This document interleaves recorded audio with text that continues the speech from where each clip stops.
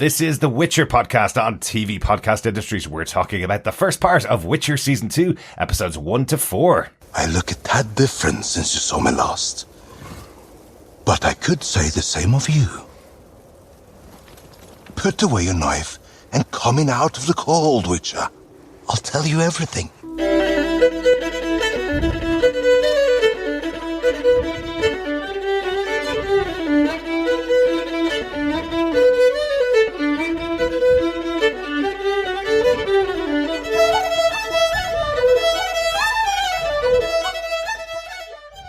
Welcome back, fellow Witchers. We're talking about The Witcher Season 2 on TV Podcast Industries. Talking about the first 4 episodes of the second season of the show. And I'm one of your hosts, Derek. Hello there, fellow Witchers. I'm one of your hosts, John. And rounding out this trio of... I want to say we're the lower tier Witchers. Yeah. We're not Henry Cavill stacked, but no. I definitely could be Varen. I'm up there, I'd say. I hope so. I think we might be Witchers in training. We're waiting for we should be Witchers in the future, maybe. Yeah, I think I would be the Witcher that is just about to be injected with the serum and probably doesn't survive it. I love it. Just a lonely orphan boy stuck who dies by being injected with a serum from a crazy old man. But welcome back, fellow Witchers. I love this. We started the coverage of Witcher Season 1 a couple of months after we did Watchmen, where we had our fellow Watchers. That's why we obviously have our fellow Witchers. It all makes sense at the time. So we weren't saying that everybody's a Witcher listening or on the podcast. But it's great to be back talking about Witcher Season 2. We are still in a bit of catch-up mode, given our little isolation that we had at the beginning of the year. This is usually the podcast that we do in between Christmas and New Year's when we have nothing else going on and we want to chat to each other about something nerdy. It's usually The Witcher that takes that place. But so we're a little bit late. This show came out the 23rd, I think, of December. It came out just 17th of December, just that week before Christmas. So we're a little bit late, but we are here. And we do want to talk about the second season of Witcher. Because it is, spoiler alert, good. Yeah, absolutely. I was wondering if it was lightning in a bottle. That we last year, it was, as you say, this is usually in our down period. The beginning of Christmas, end of that period, kind of like over the New Year's. Mm-hmm. And usually there's a void. And I was like, oh, maybe it's lightning in a bottle. Maybe it's just this once off. Because we've also been spoiled with The Wheel of Time and a number of other high fantasy kind of Shadow and Bone. And there's been a number of other quality high fantasy kind of shows in the last 12 months. In my opinion, it's not. They kind of, I believe, really stepped up to the plate. Yep. And they know what they are in this beginning season or the first half. Absolutely, and I'll absolutely say this is way better than the first half of Season 1 as well. I know when we did our first podcast about The Witcher, those 4 episodes, I was kind of going, well, if I wasn't committed to doing the podcast, I don't know whether they'd be on board for those other 4 episodes. I think they've stepped up, opened up the world for the second season. It's been really fun watching. I remember that, doubting Derek. That's indeed. Me. But I mean, as well, there's certainly less Geralt bath action this time, but I'm absolutely loving the many sighs of Geralt in this one. The deadpan looks. He is humming, he is sighing, he seems very jaded, sort of slightly knackered, actually. So I'm really enjoying it, and I agree. Definitely, this has been really good so far, this first half. And dare I say it, they're even referencing themselves from the previous season as well. We will talk about it. We will talk about it, absolutely. As I said, we are going to talk about the first 4 episodes of Season 2 of The Witcher. If you want to share any thoughts that you have on the show, we'd love to hear your feedback. Just email us to feedback@tvpodcastindustries.com, or you can pop over to our Facebook group at facebook.com/groups/tvpodcastindustries. There is a spoiler post for the first half of the season. Another one will go up after we release this episode, so you can share your thoughts on the second half of the season, because we'd love to hear you following on and let us know what you think of the show. If you haven't subscribed to the podcast, you can subscribe to it over on tvpodcastindustries.com. We do have 2 episodes covering the first season of The Witcher over there on the website as well. A little more difficult to find because it's quite a long time ago that we did the first season. It's about 140 episodes ago, I think. Roughly, about that. Like yeah, that. Not a small amount. What's that, about 3 weeks worth of our content? Stuff? But if you enjoy what you hear, why not also head on over to patreon.com/tvpodcast, where you can help us keep the lights on, the hamsters running, and dare I say it, the mutagens in the Witchers going, so we may continue to fight this evil. Yeah. Or if you just want to do a one-off donation, why not buy us a coffee at buymeacoffee.com/tvpi. Every bit of support is always appreciated. Absolutely. Hopefully it means we can create new editors in the future. Yes. We can create them from orphan boys. Yeah. There must be a program out there somewhere that will edit. We need AI. We need AI editing technology. Do you know this is boring for anybody who's not a podcaster? There is actually a tool to do it. You can. It gives you a transcript of our entire conversation, and you can select the things to edit out in the transcript and the document effectively, and then it goes in and edits out. But apparently, it's really choppy and sounds much worse than our conversations and the tremendous amount of editing that I do without AI, John. No, you are AI. Something like maybe. Sorry, not you're just You're intelligence. I am I. Exactly. There's nothing artificial. No, about there him. isn't. Nope, not at all. Really isn't. But let's get on to our discussion about episode 1 of The Witcher season 2. We're going to start here. We're trying not to spoil the future episodes as we talk about them. We'll talk about each episode separately and our main point that we like about each episode. First episode this season was called A Grain of Truth, based on the book series by Andrzej Sapkowski and the game series by CD Projekt Red. I can say that definitively now because while I was in my downtime where I couldn't access the internet, I found a thing called a book. I've read books before, but I read through the entirety of the first book of The Witcher to get some kind of perspective on what was different from the show to the game, which is all I'd had before, was just watching the show and playing the game. What's really interesting about it is I think they've equally taken inspiration from both. I know they may say they're based on the books, and they are, and all the characters are from there, but certainly this idea of having a end-of-level boss in each episode comes from the game, not the book. The book has a lot less of that, but really interesting to have a view of that. One thing for anybody who is going out to look for the books, the first book is not the start of the story.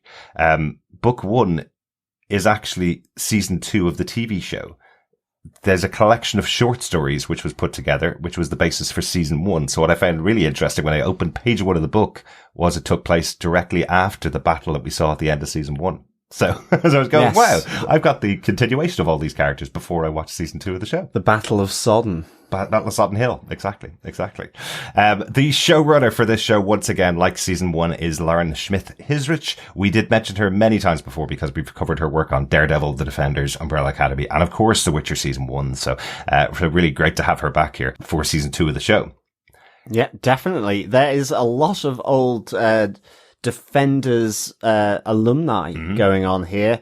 For sure. Yeah. Lauren Schmidt-Hissrich, but also the director for this episode. Yeah, absolutely. Stephen Surjik, again, talked about him many, many times in our show. He was one of the only directors to do every single Marvel Netflix show, the Marvel Defenders show. He did one episode for each of those series. Sorry, that's a better way to explain it. So he was involved in pretty much all the podcasts that we did to begin with, which is quite cool. And he also directed episodes of season 1 and season 2 of Umbrella Academy, which we cover here in our podcast. The episode itself, while Lauren Schmidt-Hissrich is the showrunner and writer, obviously, for the entire series, this episode is credited to Declan de Barra, an Irish musician and writer. He wrote Iron Fist season 2, episode 5, and will be the showrunner of the upcoming Witcher Blood Origins, the prequel series to The Witcher. So, lots of confidence in Declan de Barra to give him the showrunner role for an upcoming show and to give him the opening show for the second season. Definitely. And that prequel is going to be a really interesting show if any of the first 4 episodes of this season is to be believed, and the people we meet. Absolutely. John, do you want to give us the synopsis for episode 1 of The Witcher season 2? Sure. Following the Battle of Sodden Hill, Geralt and Ciri are unable to find Yennefer. When her former mentor, Tissaia, informs them she believes the powerful mage died when she defeated the attacking Nilfgaardians, they travel across the continent to find a safe place for Ciri. On the path, they take refuge with an old friend of Geralt, the aristocratic Nivellen. Since the last time they met, Nivellen has been punished by a mage and transformed into a dangerous beast. He is a welcoming presence, but Geralt can't help but think he's hiding something. When Ciri discovers a vampire-like creature called a bruxa, Nivellen tries to stop the Witcher from killing her. But Geralt discovers that Nivellen has been feeding the bruxa, as she is the only one who has kept him company since his transformation. Furthermore, Nivellen's punishment was dealt out because he raped the leader of the Spider Temple. Geralt and Ciri dispatch the demonic bruxa. With his love dead, Nivellen returns to his human form as Geralt and Ciri leave him to wallow in his grief and solitude. Excellent. That's a big opening episode. But it feels like it's the kind of showdown with the monster is the central story that's here. Yeah. The last season ended with the meeting of Geralt the Witcher and Ciri, who'd not met throughout the entire season, and now we get a little adventure with the two of them this opening. Yeah, definitely. I think like this is almost just this is just sort of getting to know the characters again, understanding this world and the dangers within it. And so I thought this was a really good sort of opening, really, just to ease you back, get you familiar again with The Witcher and this world. So I thought it was really interesting. Yeah, and even if you did binge season 1 and came straight into season 2, it's not that somewhat typical that we did have in more terrestrial TV and more kind of cable-based TV shows where it's like, here's a reminder, this is what this person is and who they are, and here, like the over-the-top kind of almost kind of reintroduction. It was just a nice, you could almost bookend this, if it wasn't for Ciri being with Geralt, you could bookend this, this episode anywhere in kind of the show, because it's a standalone story to a degree, aside from the Sodden Hill death part, the actual Witcher part, the battle and who he's fighting and thing. It's interesting. Yeah, absolutely. Will we kick off with our big moments for the episode? I think, John, you're going to kick us off with your first one. What's the big moment that stood out to you from episode 1, John? It's the demon, the bruxa, and Geralt's friend Nivellen. We say a monster. He looked like a big boar. I definitely kept tasting sort of smoked bacon. I was kind of thinking of sort of big pots of kind of stew with big lumps of boar and pork in it. So it was kind of fairly tasty, but I kind of really liked this. And interestingly, the actor playing Nivellen is from Game of Thrones. It was Tormund Giantsbane, who had a crush on Brienne of Tarth. Yes, so very familiar actor there, but hidden by the great makeup. I mean, I was kind of fascinated by the face, because with the tusks and everything, just really, really well done. The makeup and any CGI that was being used around it. Yeah, there's a really good video from Christopher Hyde, who plays this character and played Tormund Giantsbane. Really good video of him getting in the chair, sitting there, getting the makeup on, and how they created the makeup for him. It's fantastic. It is 3 or 4 hours in the chair trying to get this boar head on. I was really pleased with myself when I was writing it down, going, oh, they're having this conversation. And I wrote down going, and Geralt's being a bit of a bore, ha ha ha. And then they made the joke on the screen. I was like, okay, I guess it's my style of humor in this episode as well. Yeah, no, it was really good. But here, he's an old friend transformed, and also so there's that mystery here for Geralt, and also that there's a bit of betting about.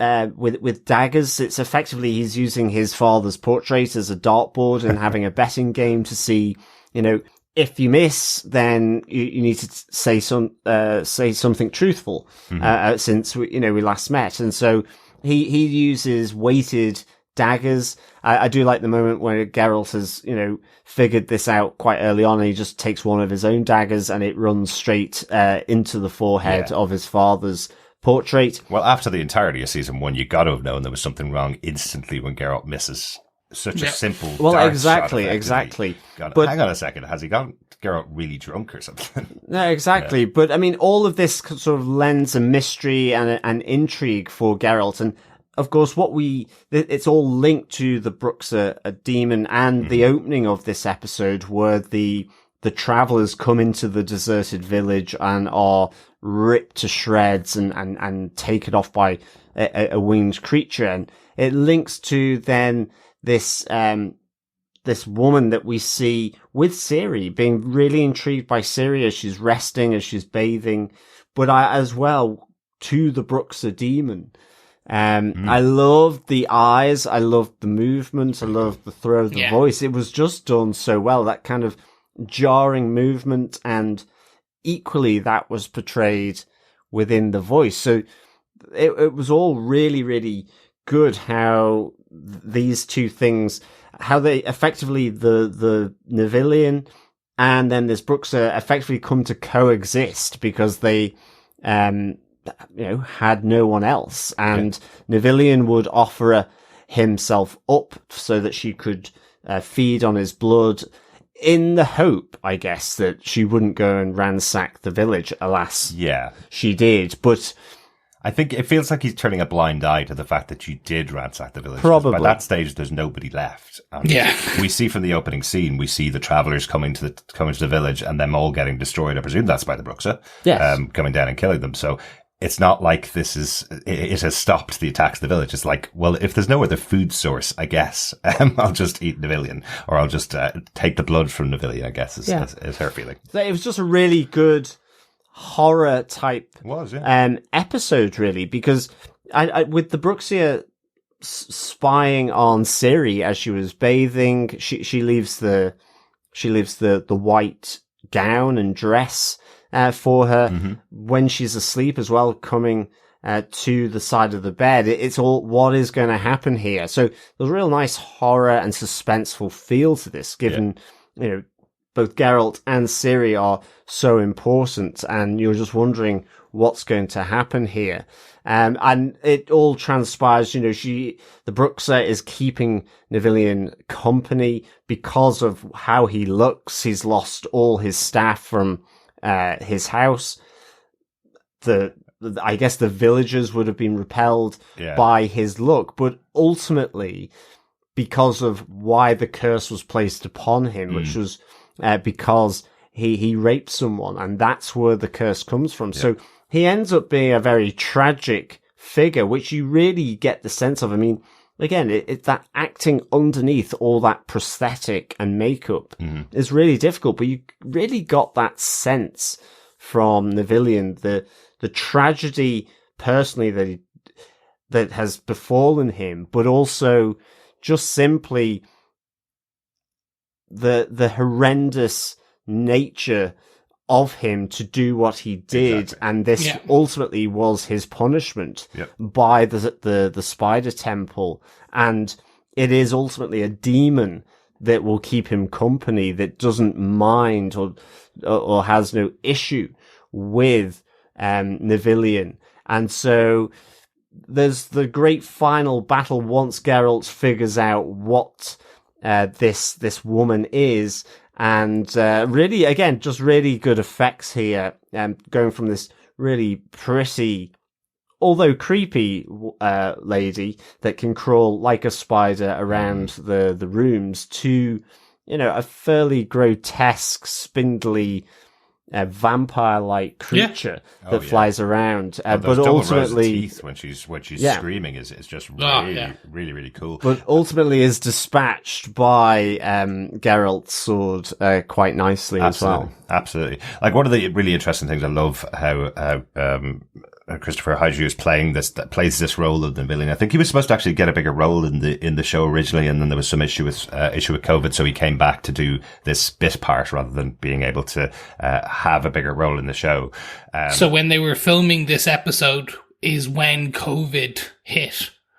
So March 2020, when they were filming this episode in particular, production shut.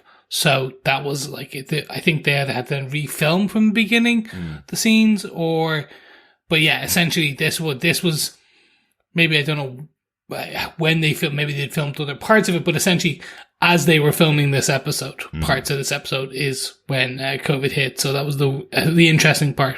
Yeah, exactly. But I think he was supposed to have a bigger role in the overall series, not this role. I think he got this role as kind of consolation because he couldn't be involved in the full season in the original role that he had. Interesting. As far as I remember an apology on Twitter from him saying he couldn't, unfortunately, fulfill the commitment of doing the full season. So I'll have to check that out and confirm it for next time. I remember that. I think it was to do with the character Nivellen was supposed to play a larger role. Maybe. Could be that as well. Yeah. But I love how he plays this because he's playing it so shadily, as you say, John. He's playing it like this tragedy. Throughout, he's saying, "Oh, you know me, Geralt. I got drunk and then did something really stupid. I went in and wrecked the spider temple, and they punished me for it. That's why I'm this way." And then Geralt's kind of questioning him instantly, kind of going, "This seems like a big punishment for what you've done." What's the key to this? Give me the couple of words that you may have heard, because he wants to unlock what it is that will break the curse from him. So the minute he says you have to kill the love or something like that, you can see Geralt putting the pieces together and going, "Oh no, that's definitely not what this guy did." Which I really like, and that comes out really well from the character. It's a tragedy up until he tells you what he actually did, and then you realize how abhorrent he is as a person, and that's exactly how he's treated by Geralt. This is a really old friend of his. You see the conversations between them. You know they know each other really, really well.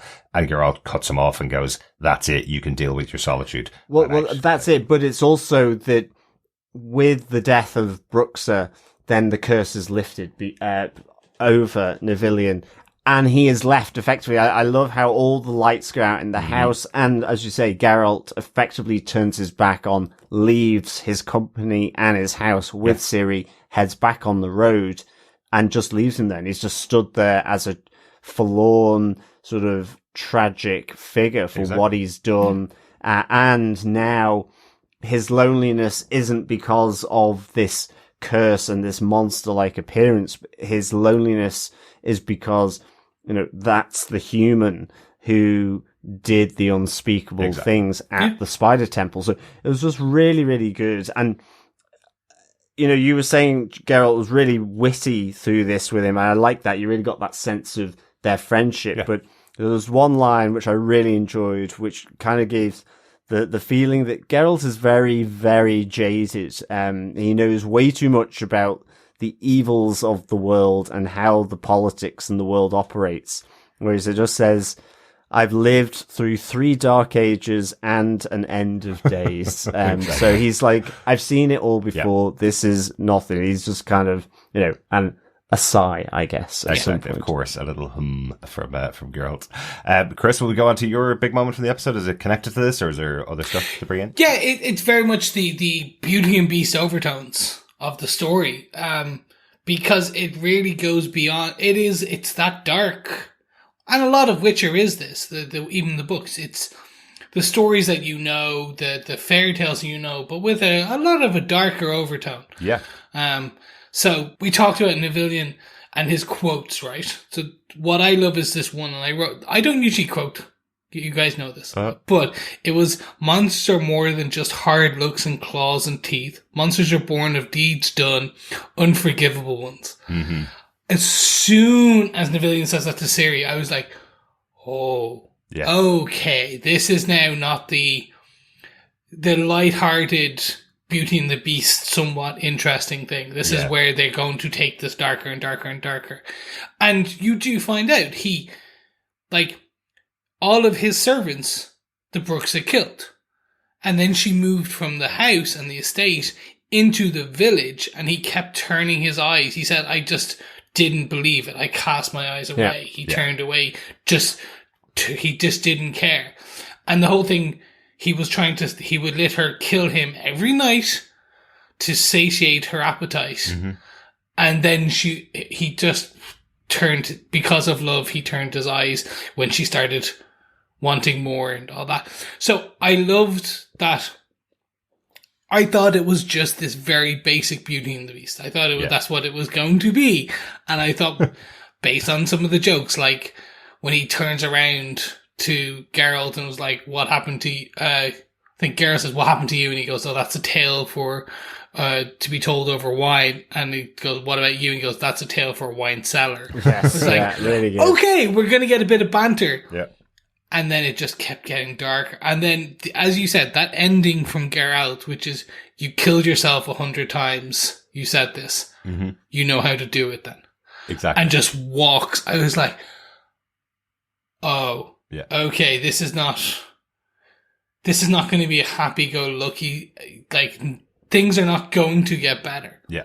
Yeah. And we get one other grain of kind of from this, which is, the world is changing, and we start to get more and more information about how looming evil approaches. Yes. Mm-hmm. And I thought, oh, this is what they're setting up. So they say a very key thing, and anyone who played the game, especially the third one, will know the term. It's called the Wild Hunt. Mm-hmm. They say the Wild Hunt is riding. We've seen them in the sky, etc. Yeah. And that's interesting for non-book readers and things like that. Basically, you've kind of got an understanding as these first 4 episodes kind of go on, but before that, the Wild Hunt is basically Ragnarok. Like, it's the end of days. They call it the Wild Hunt, the end of days. They start to allude to all these things, and especially in this episode, something big and bad is coming. Ciri says it in the beginning of this episode. Yeah. Yes. And evil is looming behind me, a shadow is following me. Absolutely. Well, there's the talk of the wraiths of Morhog as portents of doom, isn't there? Yeah. In this, Yeah. and that Ciri can see the future. What will be this portent of doom that's coming, but it's how she's connected to it as well that's really kind of mysterious and intriguing. Well, exactly. And also the suggestion that massive battle that we saw in Sodden Hill last episode is only a minor skirmish in the minds of the Nilfgaardians. That was something simply we were throwing stuff at you to try and take the hill, but that's nothing compared to what's actually coming down the path. Really interesting. Yeah, really good stuff. Good catch on that one, Chris. What about yourself, Dirk? From my point, I want to just talk about the only other character that's majorly featured in the episode, which is Tissaia. I love the opening sequence with her where she's trying to find some kind of remnants of Yennefer. So she's going to the dying soldiers and replaying the last few moments of their lives in first person flashback. It's so interesting seeing those dying moments as she's trying to pick out if any of them saw Yennefer after the last time she did. I think it's almost makes it even more brutal because you're seeing them all dying in camera. You've got an axe to the head and horse hooves to the face. I love that. Really I love this whole scene with Tissaia doing that, trying to find out the information. Yeah. And interestingly, I was thinking that it's a good job she didn't find the mage who Vildefort had killed in the previous one with the big mace. Because, that would have ruined his entire plan, wouldn't it? Exactly. But I mean, it's Vildefort is suddenly, well, is he aligned with Nilfgaard and all that? What's his intentions? Did he just put the mage out of his misery, or is this just to, cover things up? So, kind of interesting, I thought. Actually, now that you say that, is it Vildefort that tells her to stop? That she won't find any more information, because that could be the reason he could be trying to avoid her from finding out that information. I didn't think about that at the time, but I know another one of the generals in the army, as they're walking away, is telling her no. So damn it, I should have checked that. But also, again, this is something that is really important to Tissa, given what happened with Yennefer, given that she's effectively the hero of Sodden Hill. Without her, they couldn't have won this massive battle. She is the one that forcefully took out the army, effectively. Yeah. So it has now bled into Tissaia's personality. She's now taking captive of Cahir, the Nilfgaardian who was after Ciri last season. She's captured him, brought him to her homeland, and is willing to torture him to get information out of him to find the whereabouts of Yennefer. So that's quite significant for her, I feel. She was a leader in the army and in the battle. It felt like that whole army were playing quite defensively. They weren't on the attack. And now she's willing to torture somebody else for the information. She's willing to use her magic to pour inside his mind and break him if she has to, just to get this information about where Yennefer is. Yeah, the interrogation really of Cahir, the general of the Nilfgaardians, it feels really brutal, and it also feels that it's a form of magic that they will not use lightly. Yeah. So that's always kind of a nice little struggle to see that. But of course, Tissaia is very much wants to find out where Yennefer is because of the nature that she used the flame magic and so on, and what chaos. And the chaos. Yeah, exactly. So what that means, but also that's her prodigy, effectively. Yeah, It's yeah, just exactly. the person she's trained, so it is keen to find out more information from Cahir. So that whole that scene was really nice, and we also, just as a reminder, it is the white flame will cleanse us all, says Cahir, and again, it's just, at least for me, you know, the white flame is quite nebulous thing at the moment. You know, it's referred to, but as such, it's still a bit of an unknown quantity from the series for me, for sure. I'll just jump in and say one thing I've always loved about season 1 and now so far into season 2, this within the first episode, is just the grey area that the magicians and the sorcerers kind of live in. Mm-hmm. This kind of how they build themselves up to be these advisors, and that there's areas they will never go to, they'll never touch this, and it's like, we'll never do that, their version of dark magic, chaos magic, and that's what Yennefer does. And it's like, we will never use it to basically, they're not soldiers. They don't do this type of thing. But then we literally see in season 1 Yennefer being a soldier, like fighting in that war. And in this episode we see Tissaia essentially torturing. Exactly. Like, to interrogate, you could say, like, okay, well, they use their words. No. She's based on, her fingers are in the brain, they're pulling the information out. Exactly. So it's, they're slowly becoming what they swore they would not be. Yeah, and it's a really good visualization of it as well. You can tell how painful it is for Cahir and how much she's willing to force. It's like she's going in with an ice cream scoop. She's willing to do that kind of level of brutality to this guy to get the information he has. That's it. But we do learn a little bit later that there is a magical block there, that they weren't able to, dare I say it, mine his mind for information like they thought they would be able to. So, just, you know, interesting. Yeah, absolutely.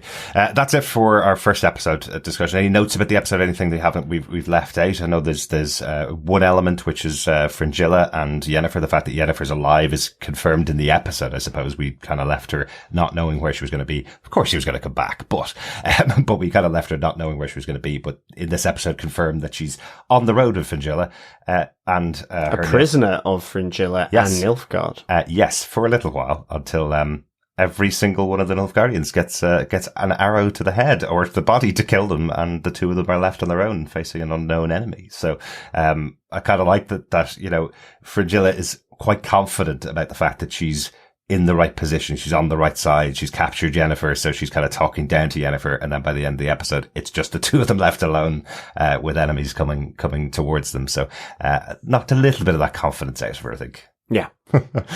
Any other notes for the episode, guys?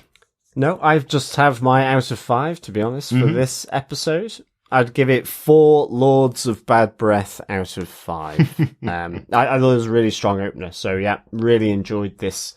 I loved getting to see and reconnecting with the monsters of this world, which are truly dark and terrifying. Absolutely. I would have gone for Lords Leaping. Only because it's just gone past Christmas. I know, that's the thing. So we just imagine this was still the festive season. Right. Well, it is, but in this world, it is 4 Lords of Bad Breath. They're not leaping. Because leaping to their death, maybe now. As Geralt, exactly. But as Geralt says to Ciri, there'll be plenty of lords of bad breath for you to marry. So he's trying to protect her. Yeah. I've had Christmases like that before. Let's get on to our discussion about the second episode of Witcher Season 2. Wolf, you're home. Finally. Vesemir. Yeah. I had to make a few stops. Excellent. Thanks for staying with us, fellow Witchers. We're going to talk about episode 2, Kaer Morhen, the second episode of The Witcher Season 2, based on the book series by Andrzej Sapkowski and the game series from CD Projekt Red. From showrunner Lauren Schmidt-Hissrich, and once again, episode directed by Stephen Surjik. This episode was written by Beau DeMail. He wrote the animated prequel movie, The Witcher Nightmare of the Wolf. It came out in October of last year.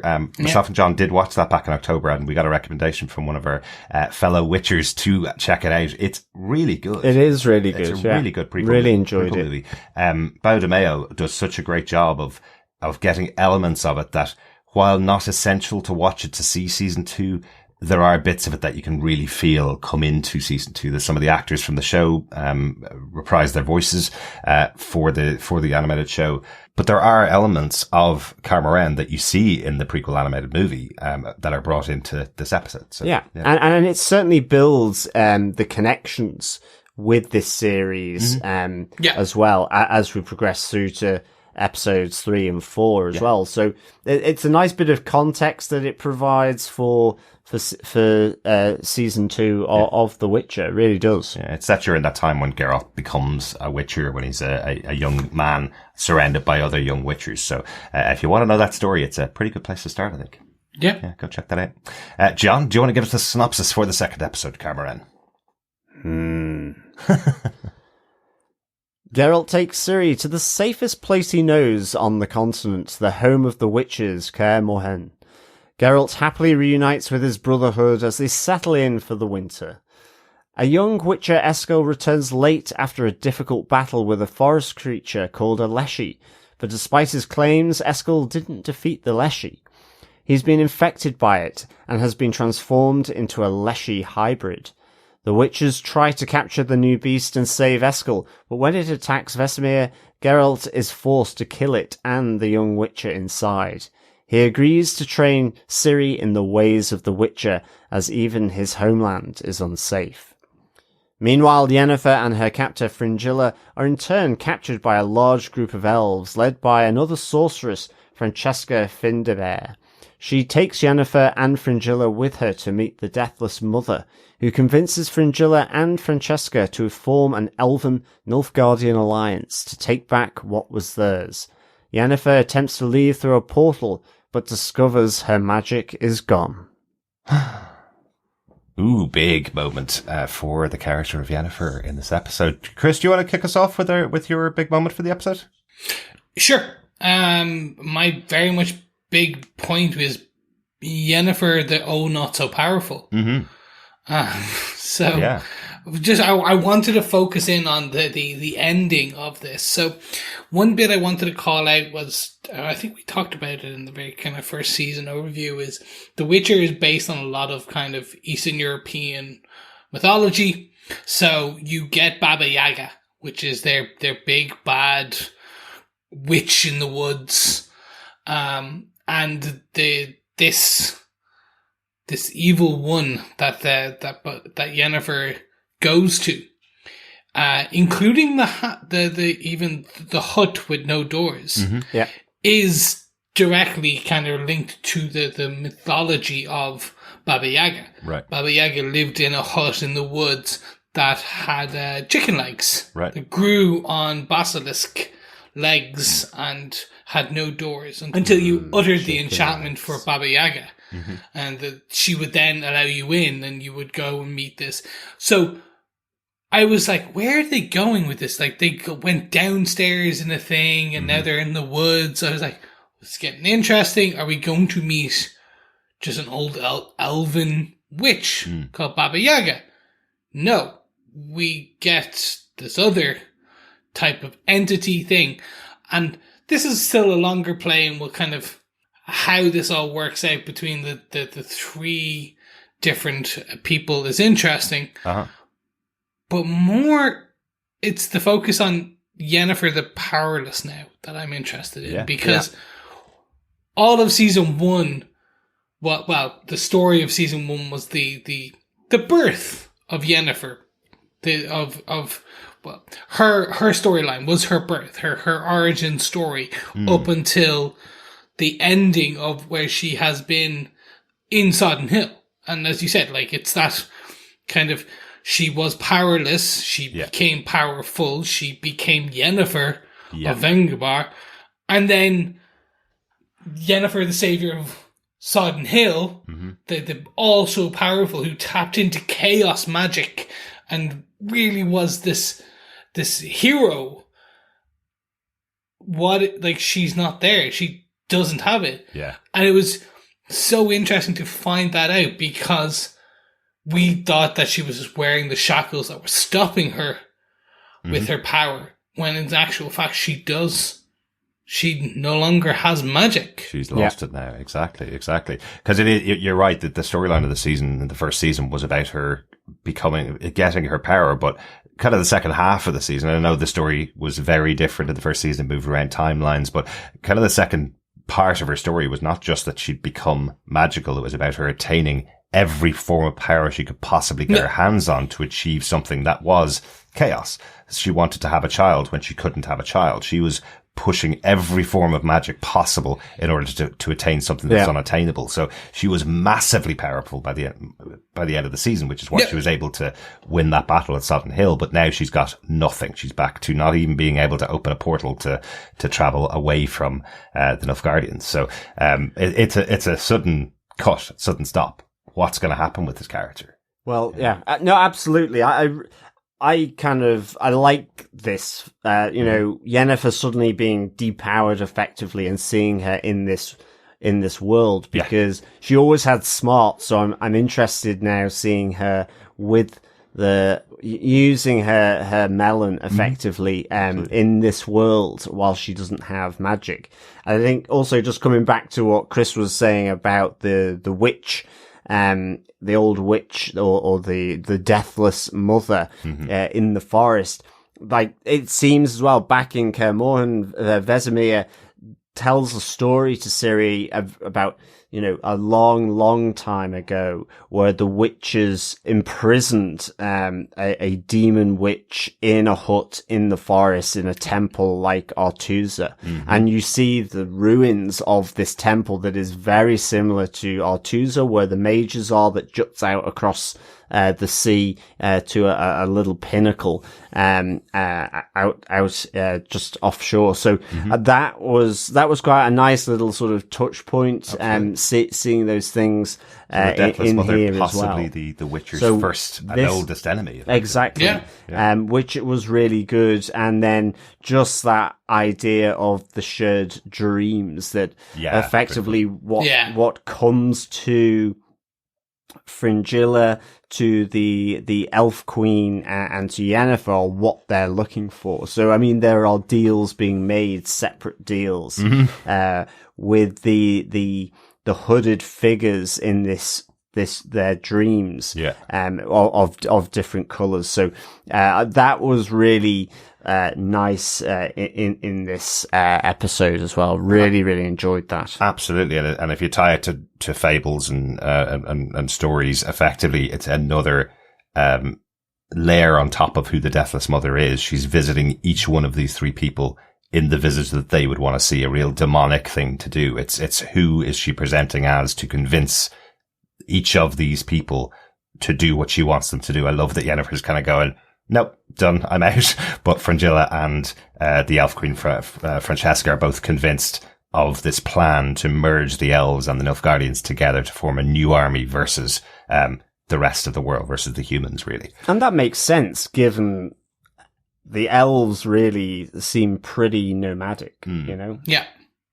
No, and that's one of the fun parts of this. We've talked about the death of the looming of the evil. We talked about that in episode 1 of the season, i.e., like the Ragnarok or the Wild Hunt is coming, and like all the evils. So when we hear when we start to connect the dots that one of the most powerful ancient evils that the Witchers have ever faced is pretty much about to be released, and we're connecting these dots. We're like, and this is episode 2. Mm-hmm. Reminder, episode 2, and we're meeting potentially the most biggest evil, and you're like, all right, okay, the wheels are coming off. We're going full steam on episode 2. Absolutely.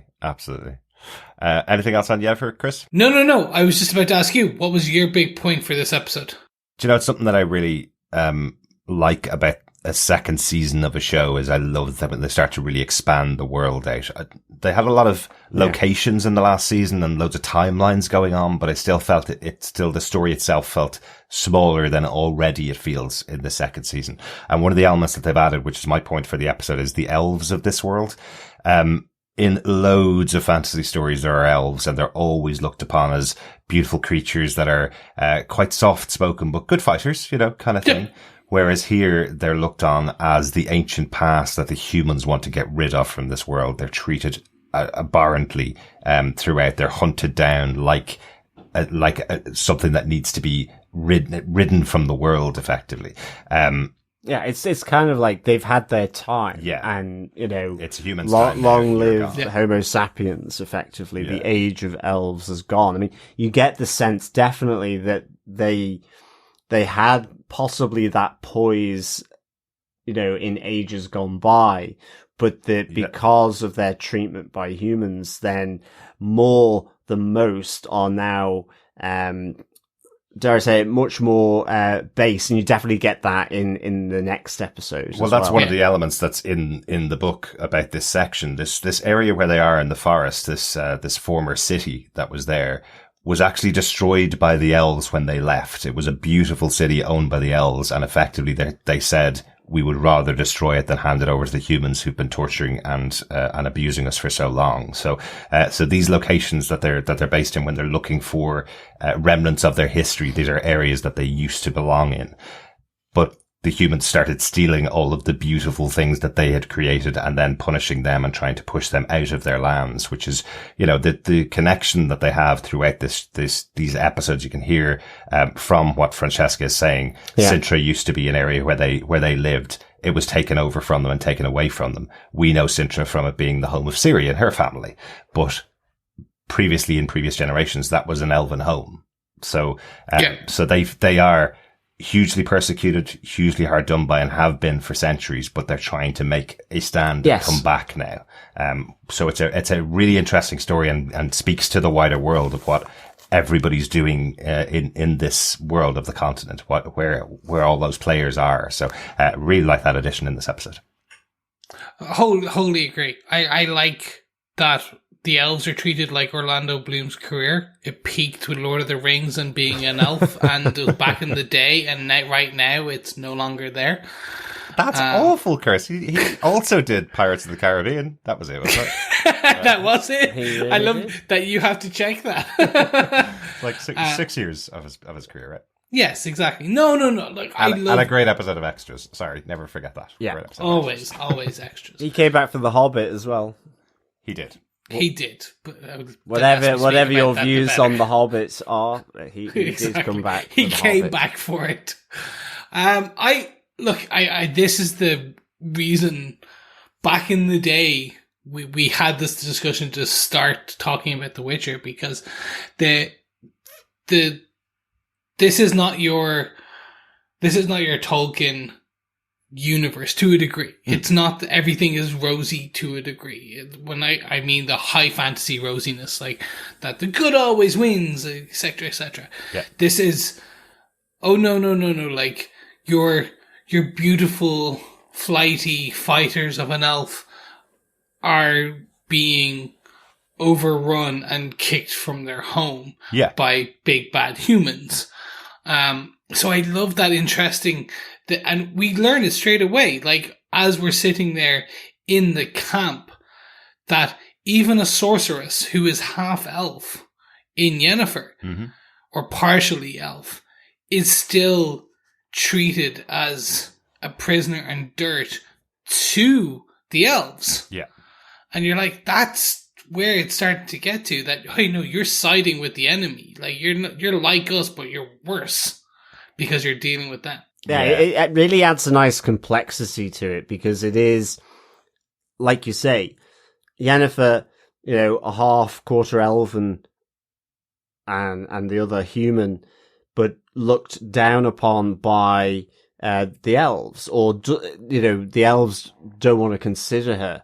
At the same time, the reverse is the case with the humans that we see, certainly in the episode 3, where Yennefer is distrusted because she has elven lineage in her, and so but it's also there's that element where they're actually exactly the same. It's just that overarching all of that is that the humans have got the predominance, and so are, at once they would have just tolerated it, but whereas now they're persecuting them, and again that comes out further over the next few episodes. But so it shows the complexity of these different cultures within this world, and reflects, effectively what happens in this world in different ways, Yeah, absolutely. So I thought this was really good. I definitely loved the introduction of the elves. And I like you say, I really like that they're kind of potty-mouthed, to be honest. Well, absolutely. They'll pick their nose. And quite frankly, you wouldn't see Elrond do that, I don't think. Probably not. He's off on the Western Shores. But I do like that they add the complexity about him. Like, it is focused right now on Yennefer and the fact that she has some elven blood in her past. But this is all introduced in the book in one conversation right at the beginning. It's the opening story. So that just shows you how important this is to the world. The opening conversation that's going on in a bar between dwarves and humans and elves is about the fact that there is a movement to rid the world of elves, and the elves have been here so long. They were here at the birth of humanity. They were the dominant species on the planet, and they have been reduced and reduced and reduced now to the point that they're not. And one of the dwarves makes a point going, but the elves are still beautiful creatures, and there is not a human alive that wouldn't have at least 5% elf in their history, because the humans were such a small race. Of course, they bred throughout the centuries with the elves. So it's not a straight down the line, we're pushing you back to your country or anything like that. This is the former dominant species in this. Yeah, it's pure, and it's pure bloods. It's that idea as well of being pure blood from the humans as well as from the elves. It's the not accepting that no one is pure blood. From on the human side, there's no such thing as a pure blood human, because they were the dominant race before they started, or a pure blood elf, apart from some potentially, and that's the thing. It all becomes a little Teutonic, doesn't it? Really, which I really like the complexity that's being added from this story. John, you're last to go with your big moment from the episode. I think that's it for the elves for me. Mine's just another monster, to be honest. It's the Leshy. I thought this was such a cool design. I loved it. Oh my goodness. I love the fact that the fight scene as well with Geralt and Vesemir as well, taking on this Leshy, but actually it's a Leshy that has, has more skin in the game for them, because it's sprouted out of one of the witches, Eskel. And, to the wider point of this world, the world is evolving, monsters are changing. And again, it's something that connects back to that animated series that we talked about. So I love this, but I mean, first and foremost, I love that the design of, the Leshy, and the tree. I love the fight with, all the branches rushing into the kind of that central room, where the witches kind of do their experiments and so on. And of course, the skin in the game, you get the sense, that Geralt and Eskel have a long history together, probably recruited at the same time, went through the whole Witcher process roughly at the same time, good friends. There's that brotherhood as well of the witches. And so suddenly as well, just seeing kind of the little Groot sprouting out of his shoulder blade, and seeing that evolve into that whole design of this Leshy. It's fabulous. I thought was really, really cool. I have to say, and to be honest, I think that's really about it, really. I just thought it looked like properly well done, and to the fight scene, certainly with the blade, sort of Geralt sort of lighting, putting the Igni spell on it. Yeah, lighting that blade with the spell, and then having to thrust it into effectively his friend's heart, who's been consumed and taken over by this Leshy that is evolving to be able to do this. I mean, the important thing is that Leshies have never done this before, and it is the shifting sands on the continent that are beginning to unleash new monsters, evolving things that are happening in this world. And it's unsettling for Geralt, and you get those few moments where it becomes unsettling, for him. So I thought this was really, really nicely done. Yeah, it really was. And I do like that Geralt defeats, we'll say, Leshy Eskel, defeats him the same way that Eskel was told he could have defeated the Leshy that he was fighting. Yeah. He was going, For 6 I had a hours. 6-hour fight, and they're going, all you need to do is stab in the heart with some fire. Why did that not occur to you in the 6 hours of battle? But that, I think, because that kind of took me off guard that this could have happened to Eskel. I knew there was a pending danger coming. It was something about them having the group of prostitutes they brought home from the bar to Cameron. I know you don't do that with the Witchers. This is a hidden home for them. You don't bring people back to it. It's not something that you would generally do, especially when you're hiding someone like Ciri there. I thought that was the thing we were being warned about throughout the episode, that, hang on a second, Eskel has brought people into this home that he shouldn't have brought in. Yeah. So I was watching them. And then it turns out they were going, we never should have come to party with Witchers because your place is cray-cray. Really like that. But, so that took me off guard that that's what could happen with Eskel, that he would be the one that would transform, especially because there's so few Witchers left. It feels like we've just lost another one off the table. Yeah, no, exactly. But they went out of the way to make you not like this character from moment one. Yeah. I was like, oh no, why not do it make it one of the characters you really get invested in. I understand why, because they want him around further in. I love that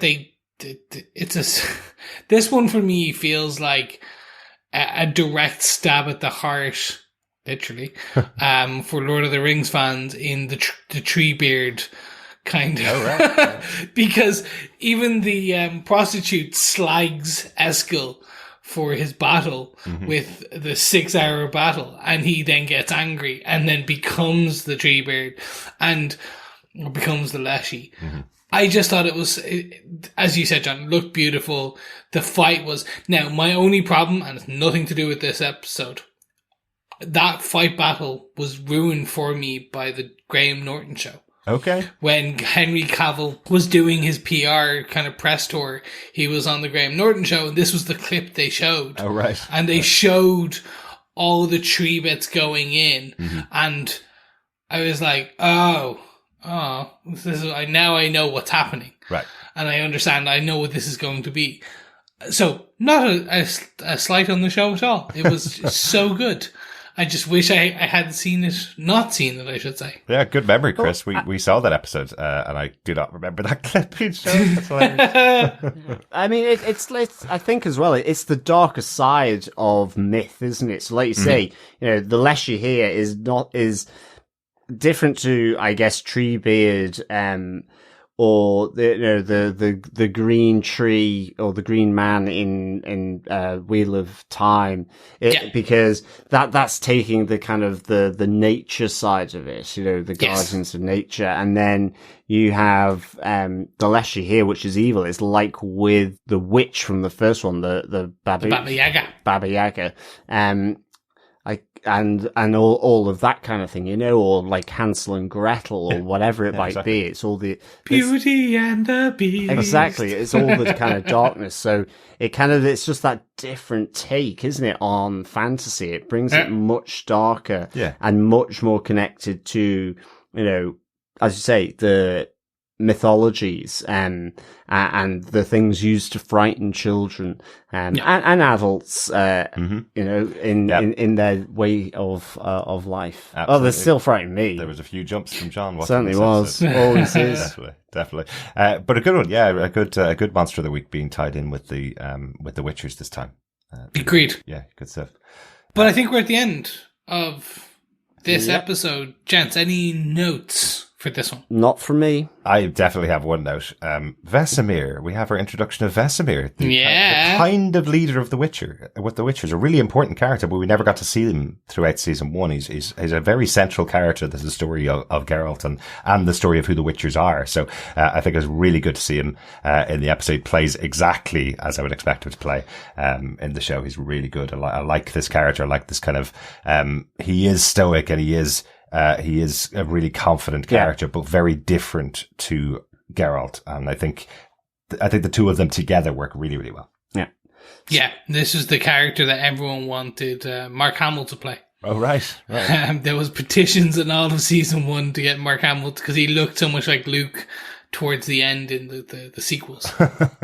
Quick note from me, on the tree, they have, the actual, the amulet from Geralt in the video games, as well as his 2 swords. Okay. That Ciri sees. So the 2 starting swords in the 3rd game are on display as they enter the armory. Very good. The ones that Ciri sees. I was like, nice little nod just to kind of for those who kind of have played those games so much. And this is the Witcher tree that's covered by all the Witcher medallions as well. Correct, yes. All the dead Witchers. So something I noticed much more this time was the warning that those medallions give for the impending doom. It's something that's really clear in the book that's what's happening every time they're close to something evil.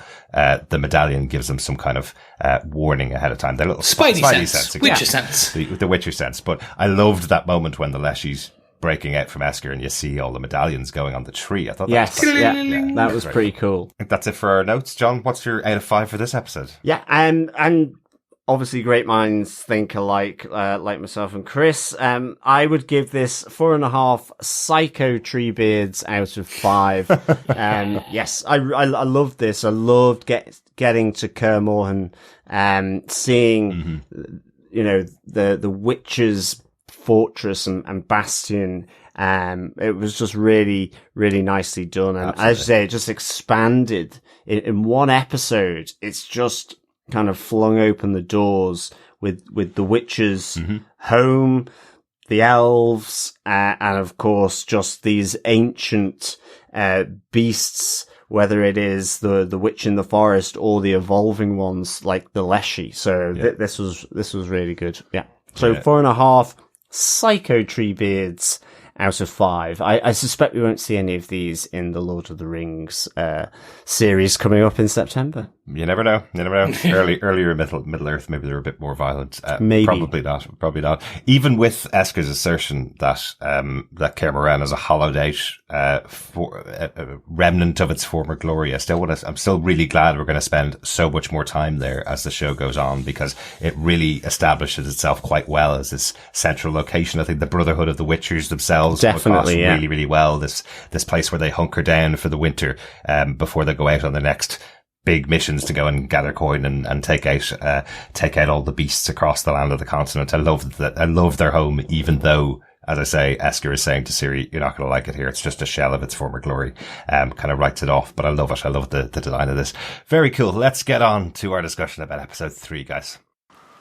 How did we miss this? I feel like the continent's evolving underneath our feet and I didn't see it coming. Maybe another conjunction will come along and change it all again. I know you think I'm mad, but I need to know what happened. If it were your child, you'd be going crazy to figure it out. What you missed. What you could have done differently. I know. It's a burden I now share. Welcome back, fellow Witchers, for episode 3, our discussion of what is lost? What is lost in this episode? Well, Was ist lost, ja? Well, I believe it was essentially purgatory with a mix of time and space, but it was J.J. Abrams' kind of starting block. Kind of. But Lost is a great show. Don't believe the hype. Yeah. It's better than you think. Let's not go down that rabbit hole of what is lost. Yeah, just go watch it. It's really good. The show, of course, based on the book series by Andrzej Sapkowski and the game series by CD Projekt Red. Showrunner for the show is Schmidt-Hissrich. Once again, we have to call these people out because they're really important and their involvement in the show is really important. This episode was directed by Sarah O'Gorman, a British director. This is her first of 2 episodes for this season of the show, but has directed tons and tons of TV show, including one of your favorites, John. She's directed 2 episodes of The Last Kingdom. Yeah, very good. And it's perfect territory for her. I mean, I know The Last Kingdom is kind of Vikings and Saxons and so on, but it's kind of got the same vibe as The Witcher. Just there's not magic, but they all believe in magic, which is the difference, I guess. But no one can actually Game of Thrones practice without the dragons. And a little lower budget. It's certainly lower budget. Yeah. I don't know whether I've ever told this story on the podcast because a lot of times I'm left editing the show when John goes and has to watch fill his time with things that I don't watch with him. So he chose The Last Kingdom because he's really interested in history and the Viking stuff. And every time I'd come down, he'd have watched 3 or 4 more episodes of the show, and then 3 or 4 more, and then 3 or 4 more. He'd gotten through like 5 seasons of the show over the course of a couple of months while I was doing the editing after the podcast. It came up to his birthday, and I knew he was really enjoying the show. So I went out to get the series of books that The Last Kingdom was based on, and ordered them, got them sent to us. They came in and there was 15 books for John to read, at his leisure. I'm still working through them. I've only actually covered one of them because I read it during the lovely nice weather. In fact, to be honest, it's kicked off, my book reading, and of course the issue is that I've gone straight into reading Wheel of Time stories. So it's like, of course, too many books, not enough time to read them. Absolutely, but it's one of those ones when you buy a gift for somebody and you go, "This would be great," and then the reality of 15 300-page books arriving at the same time. It was lovely, and they're all quite nice length, to be honest. Yeah. Still, unlike getting a couple of seasons of a TV show, which you could just put on in the background, books you kind of have to actually read, which is a lot of time commitment, but, apparently really good. Go check out, Last Kingdom, with director Sarah O'Gorman doing 2 episodes on there. This episode was written by Claire Higgins, along with, Lauren Schmidt-Hissrich. Claire Higgins worked as a writer's assistant on season 1 of The Witcher and also on The Umbrella Academy with Stephen Surjik and Lauren Schmidt-Hissrich. So really good to see her jumping up in season 2 and getting this second episode credit. Excellent stuff. And she delivers. Yes, she does. She really does. John, do you want to tell us what they gave us with the synopsis for this episode? Sure. After losing her magic, Yennefer returns to the sorcerer's homeland, Artusa. A battle for leadership is underway as Tissaia and Vilgeforce aim for the throne of the Brotherhood. But Stregobor has other plans. He uses his distrust of the elves to throw doubt on Yennefer's allegiances. He forces her to execute the captured Nilfgaardian Cahir in front of all the Brotherhood. Yennefer takes Cahir with her and goes on the run. Meanwhile, Fringilla, the elves and their pregnant leader Francesca settle in Sintra under the protection of the Nilfgaardians. Francesca aims to fight for their right to have a true home on the continent.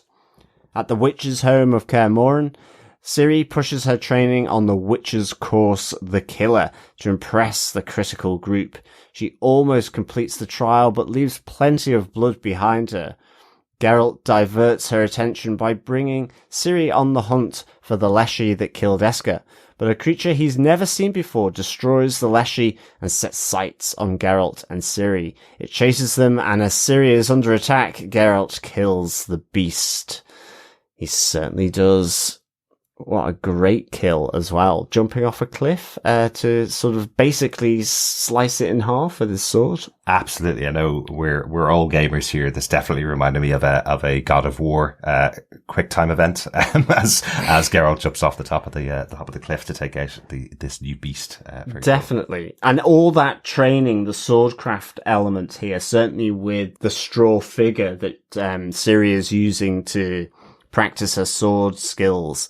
That really took me back to the game as well. Another element of the CD Projekt Red game as well. It was really cool. Absolutely. So that was nice. And it touch. is also the opening of the book. The first book of the series is Ciri in her training, going through the exact motions effectively. So it was really interesting to see it brought to screens. So 3 different forms of media telling that same moment effectively. This moment when Ciri is training to become a Witcher. Like, that clearly shows the importance of this scene. You know, Ciri throughout the first season could have been just the princess being saved by the Witcher, but already showing into this second season that she has a far bigger future for her.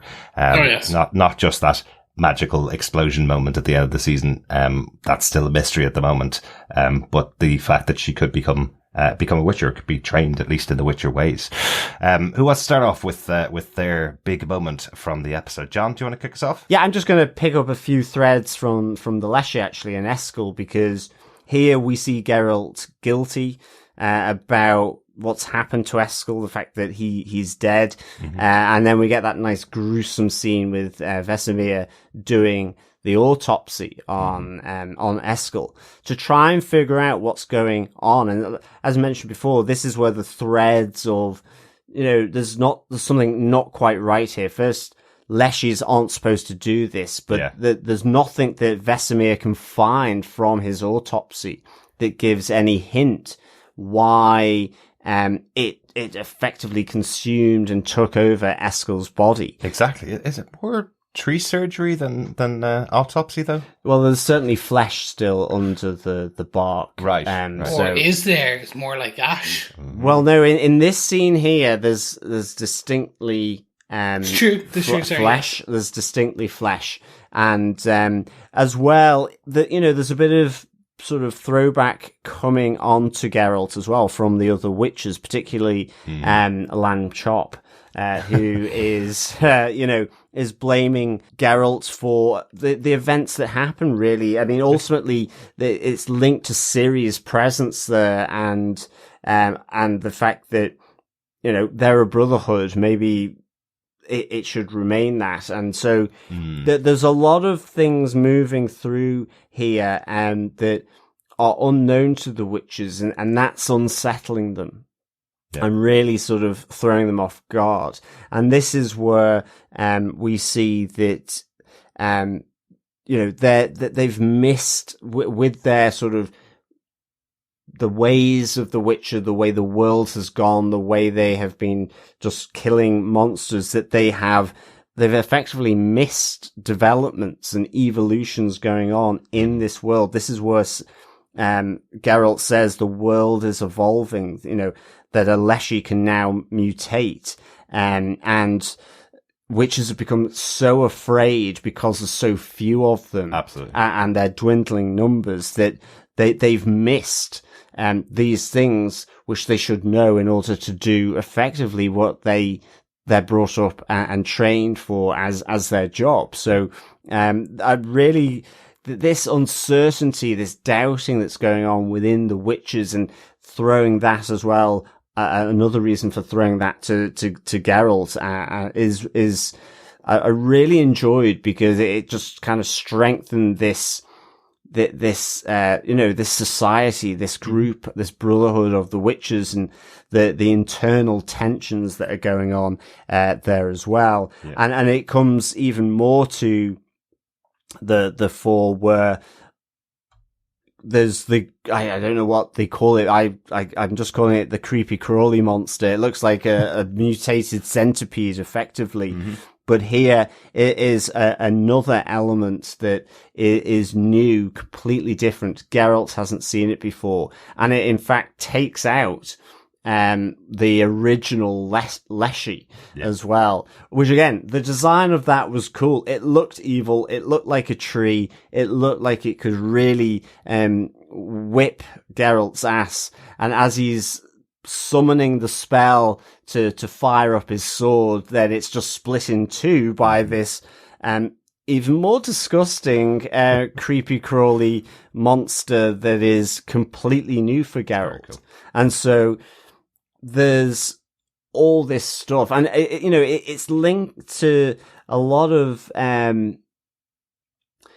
just the little touches that we see with Ciri as well, being slightly mysterious to Geralt as well. So this is all like sort of coming together quite nicely here, and I really enjoyed it. Yeah, it was really interesting, wasn't it? And that kind of layer of the Witchers allowing things to go unnoticed, or things are going unnoticed because there's so few of them, is really important. Remember, this is in this world there would have been hundreds of Witchers at some point in history. So it's not only that there's a small amount of them, it's also the kind of antagonism that's there because they've lost Eskers, because it's also really rare that they lose any Witchers at this stage. They come back together every winter to kind of count and make sure that they are all still alive, that's why they're kind of coming back in Caermarren at this time. It's to kind of make sure that the numbers haven't gone any fewer. So the fact that they are all back and nobody was missing when they came back here, Esker was the last one to come in and he's dead, is a really big deal for them. Definitely. To lose another one out of their number, potentially at the hands of Geralt. He's not to blame. It's the fault of the Leshy, of course. He couldn't have done anything to save him, but that's why it's so antagonistic between them, because they've lost one of their number and they haven't for a very long time, and their numbers are so small they can't afford to lose anybody. Yeah. No, and they can't make new Witchers. That's the key. Yeah. And that was kind of discussed briefly, I think, a dropped line in the last season. Mm-hmm. And not very much more. We do know that they lost a lot of Witchers. We saw that on the tree. In the last episode, each of those medallions is a different Witcher. And that's been some of them from the sack of Caermarren. And then some of them just through standard work practice. They are monster hunters. Now there are other schools of Witchers, which hasn't really it's been alluded to, in the previous, kind of season. That I'm assuming they'll touch on it more now. That like, this is the school of the wolf, this is the school of the bear, the school of the cat. So there are other Witcher schools and kind of places like that, but to date, within this show right now, it's just really focused on Vesemir and kind of Geralt's kind of school, the school of the wolf, i.e. the wolf head and all the different variations of that. Exactly. I'll actually jump in here as well, if that's okay, because my point is somewhat linked, which is we're getting more information about Ciri's sonar compass. I don't know, her spidey sense, her Ciri sense, if you will, that she's pulled towards, I want to say corruption, and she's pulled towards evil. It's ambiguous at the moment. It's that basically Geralt kind of says, well, what that if you were to go towards that uneasy feeling that you're kind of being stalked by, where would it lead us? And that literally leads Geralt and Ciri to the Leshy, as you said. Yeah. But it's actually not the Leshy that it was. I don't know. I don't know if it was the Leshy that she was actually being pulled to. I think it's potentially this multi-armed, legged thing. Yeah. Because it seemed to be drawn to her. Yeah, and begins to chase her as well. Yeah. Exactly, yeah. So it's that interesting. She's able to track them, but they are very much, or whatever this is drawn to and attracted and able to track Ciri. Yeah. This greater storyline that is being built on, and very much is brick by brick by brick, that we're learning more about, to the point where I'm like, I don't fully know. And what's again, like, I haven't finished the full book. I haven't kind of really got very far into the book at all. I know what the storyline in the game is. So I'm curious to see how they're going to continue to build this on, because I don't know if they're going to somewhat depart from that. It is an adaptation, and that's the story. Like, the game is an adaptation of the book. The book is the OG source.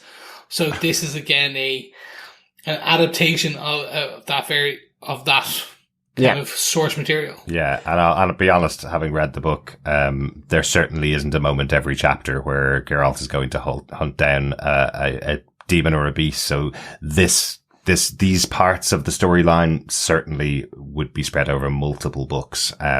There are elements of obviously Ciri's training as a witcher, and there are elements of the mystery of who she is and what she could be becoming. But we're third episode now, and the structure of the show is we need to have a battle with a creature, in each episode. So, because it's structured like that, some of the elements of Ciri's story are being pulled forward from far future books, so that we can tell that element or, some far future parts of the story. There's certainly much more of a vibe of the characters on the run most of the time, so that the story of Ciri isn't found out. So as a reader, you don't get the story of Ciri. Yeah, and the other thing that's kind of, dropped here is that the visions that Ciri is having as well. So we're talking about the pull of power, but she is getting visions, and we said that from episode 1 that she is able to see the future, but it relates to her mother's magical power. So and we know that certainly Ciri has got a good old set of lungs on her. Yeah, exactly. From season 1.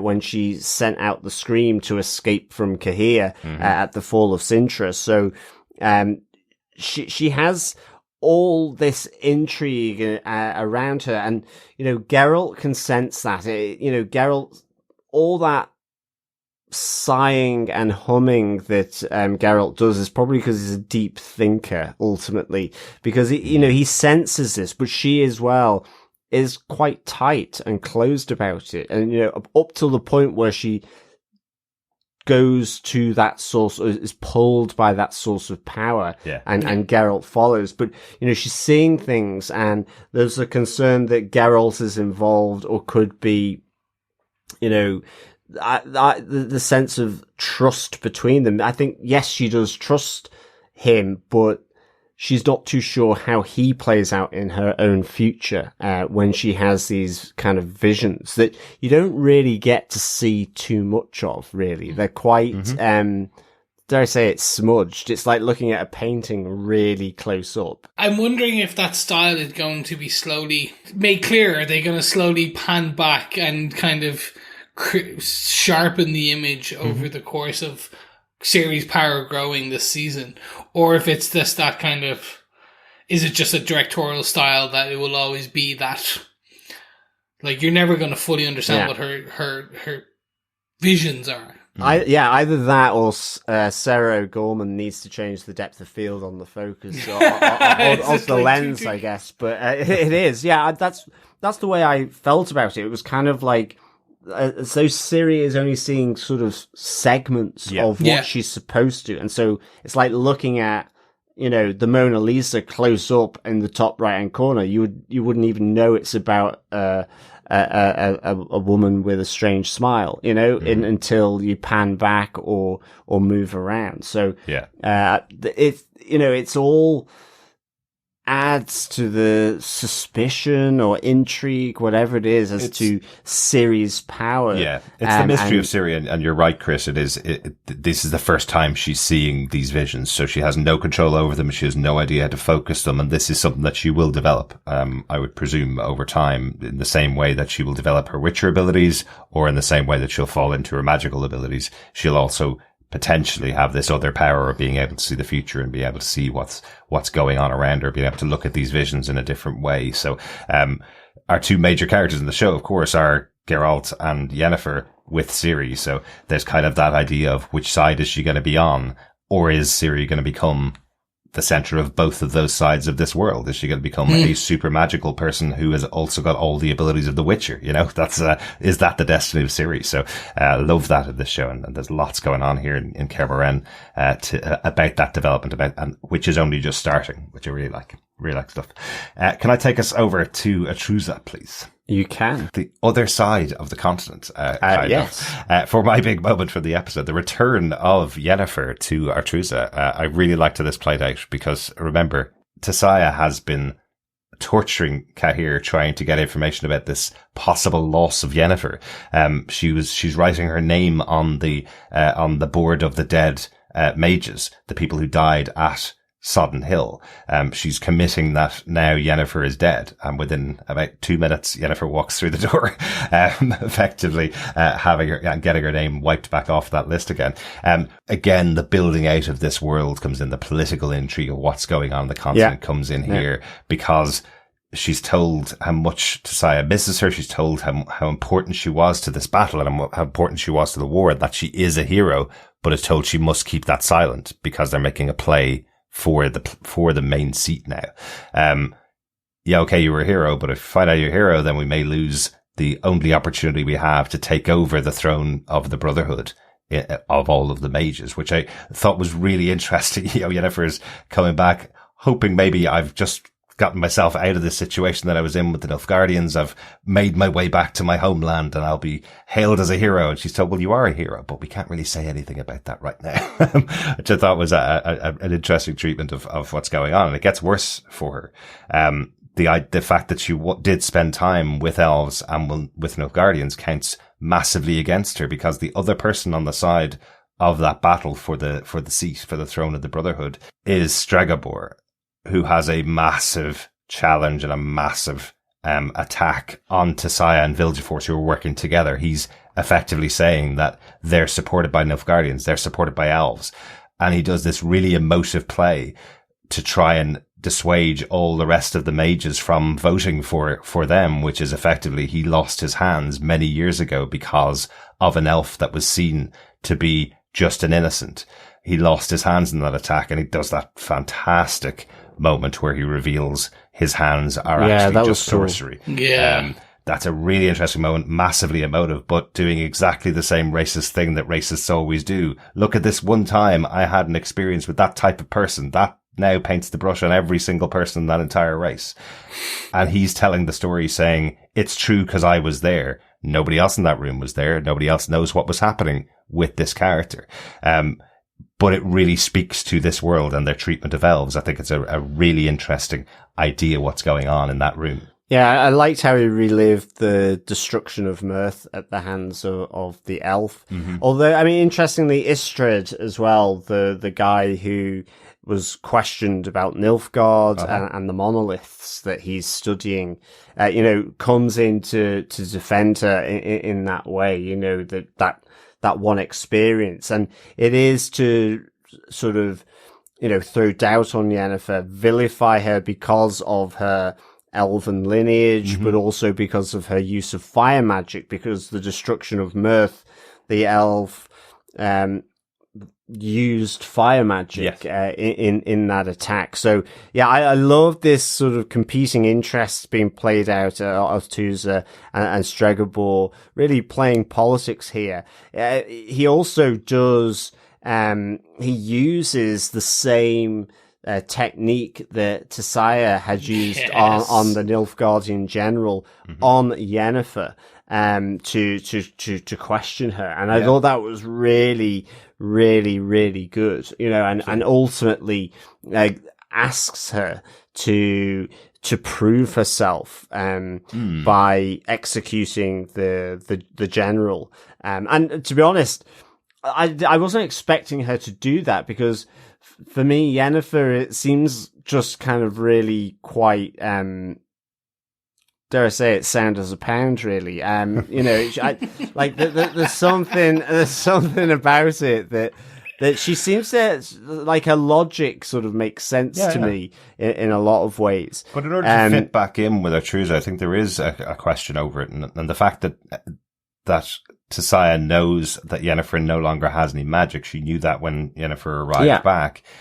You kind of wonder, given what we'd seen of the journey of Yennefer back in season 1, which was all about, I will do anything to get the power that I want. Why isn't she taking them up on the offer to rejoin the Brotherhood here? Why isn't she going along with killing Cahir, who was their direct foe. Oh, in exactly, season one. exactly. He was the one leading the army against them, effectively. The option here is But to kill him. yeah. But I love how it plays out throughout the episode, because he's told that they're not even going to kill him. He's not even worth killing.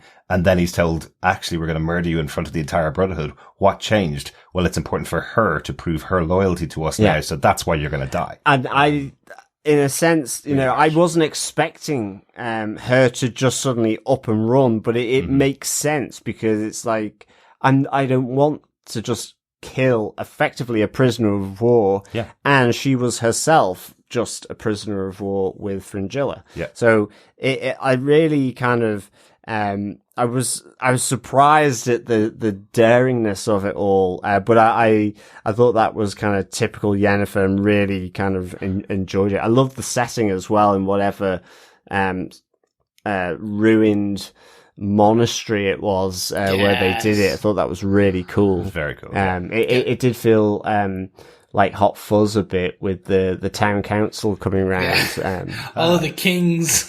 Except with kings, exactly. The greater good.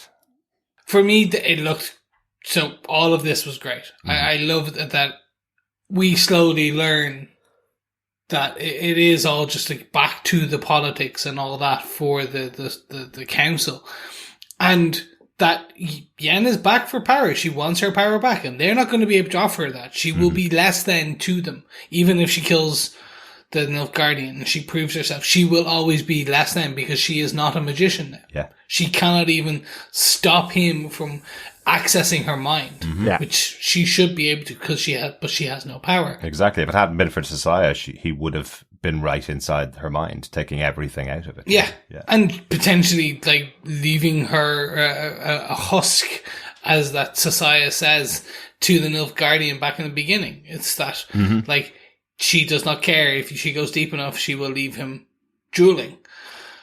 Yeah. In this, at the end of this, when you see Yennefer run, she is siding with Nilfgaard. She is going beyond that. She's siding to get her power. She's siding with herself. I love how she really underlines that point where Kyra's going to her, I can't believe you saved me. And she's going, I didn't save you. I took you with me. I'm saving myself. It's nothing to do with Nilfgaard, nothing to do with the elves, nothing to do with Kyra. She knows she needs to get out of there and takes him with her. I really like that. Yeah. She is following her Dark Lady, her Baba Yaga, to see where it takes her. And we do see where it takes her, because it happens in the next episode. It certainly does. A whiffy place, no less, as well. Oh, exactly. Is that everything? That's everything for the episode. Yep. Just one quick note. Just great to see Istrid back. Really nice to see Istrid back. Really nice to see. Yes. It's nice to see all of them back, especially even the pool under the sorceress where we saw that all the slugs and stuff. Oh yeah. And we see Yennefer try to call the power of the slugs back, and it's just not working. So she then gets a warm bath when the other sorcerers return as well. Yeah. And poor Triss with her scars that from the fire that and the gates, but she doesn't hold that against Yennefer, which I really enjoyed. Absolutely. Well, let's say your warm bath scene is just the return of Istrid for us, Chris. Yes, I know. There we go. Any other notes for the episode, guys? Nothing else. Excellent then. John, what did you rate this one? I thought this was another great episode. I give it 4.5 outrageous centipedes out of 5. I just going up again. Same as last episode. Again, just the really nicely developing this world for me.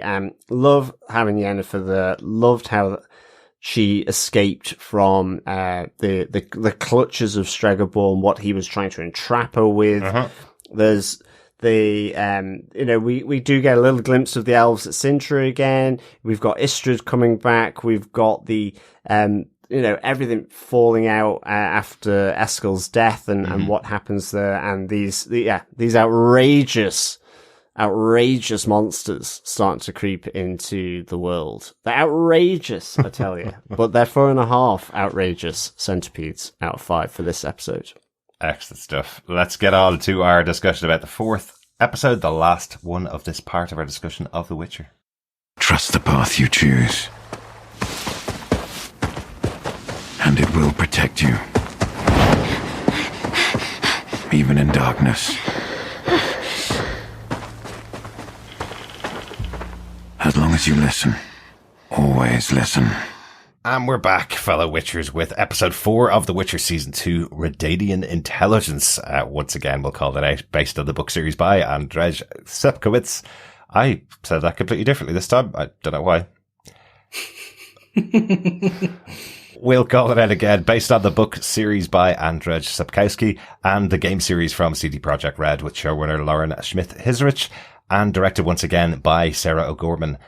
For episode 4, the writer of the episode was Sneha Kurz, who also worked on season 1 of The Witcher and Umbrella Academy, and was a story editor and writer on Daredevil and Constantine. So we've talked about her quite a lot. Constantine the film or the TV, the limited run TV show? No, Constantine the TV show. Oh, okay. Yeah. Because I was going to say, my God, if she was on the film, I actually recently watched that. Mm-hmm. Yeah, I was like, oh, it's way better than you remember. Yeah, it really is. Yeah, yeah. It's one of those guilty pleasures. Go back to it quite often. I think we've seen it a few times over the last couple of years. It's a good Keanu Reeves movie. It really is. Yeah. And it leans heavily into the ancient one herself is in it. Tilda Swinton. Yep. And Shia LaBeouf when he used to be great. Used to. Yeah, there you go. John, do you want to tell us what they gave us with your synopsis for this episode? Sure.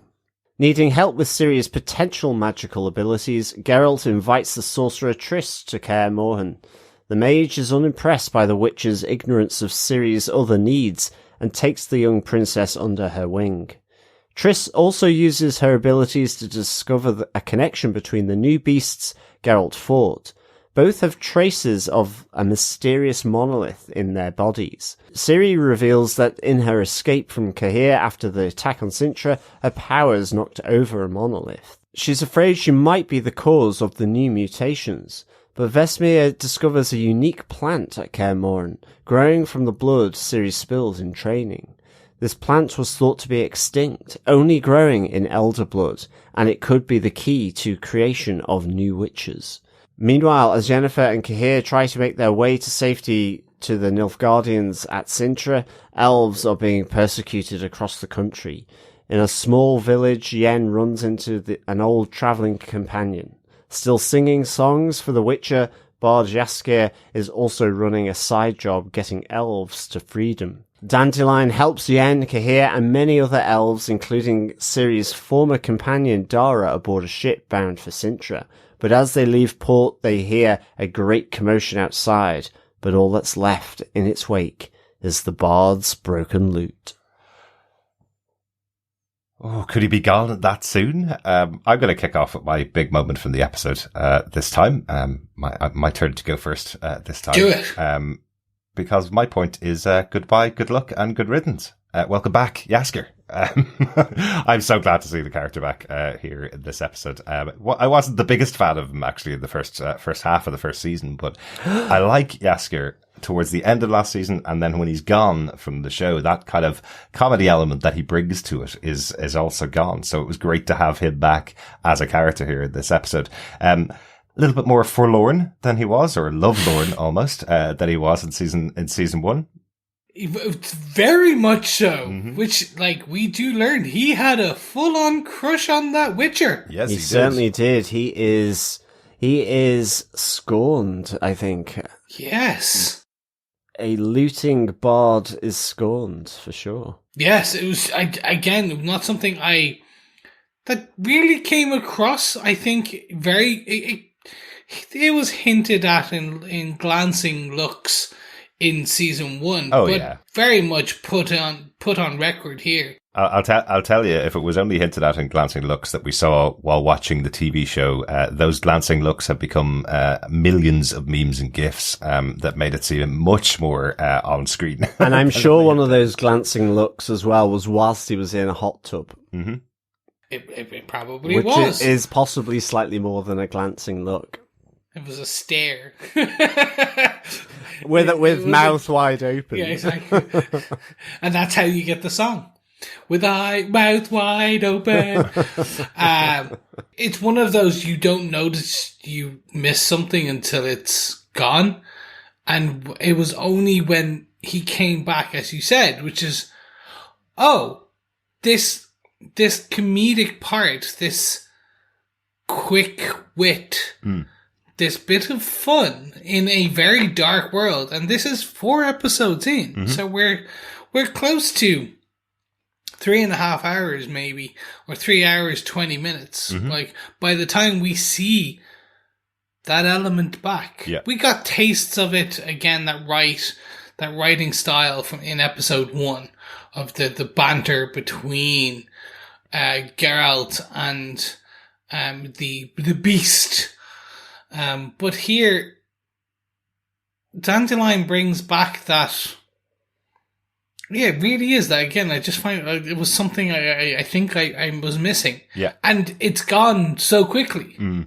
But I do love the pairing of him with Yennefer as well. I love how much of an idiot she thinks he is. But still, it's someone that was on the road and in her past and in her history that she's meeting up with. So they do kind of reconcile a bit, but there's still some nice barbs between the two of them throughout the episode. But there is this kind of overriding air that he is in this world. He's kind of a fairly famous bard. Everybody in the bar is singing along with his songs. He's a traveling bard, but everybody knows who he is and everybody knows the stories that he's telling. These stories of Ciri and of Yennefer herself and of Geralt that he sings have pervaded, much as they would have done in medieval times in many countries where the bard is telling the stories and they're following around all of the towns. This is his position.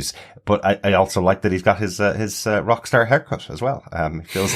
He feels like he's really going all in for that. It looks like such a bad wig though. Absolutely. It really does. It looks like that Monkees 60s, 70s kind of, we want to be the knockoff Beatles. Exactly. Yeah. I'm sure that's the intention too.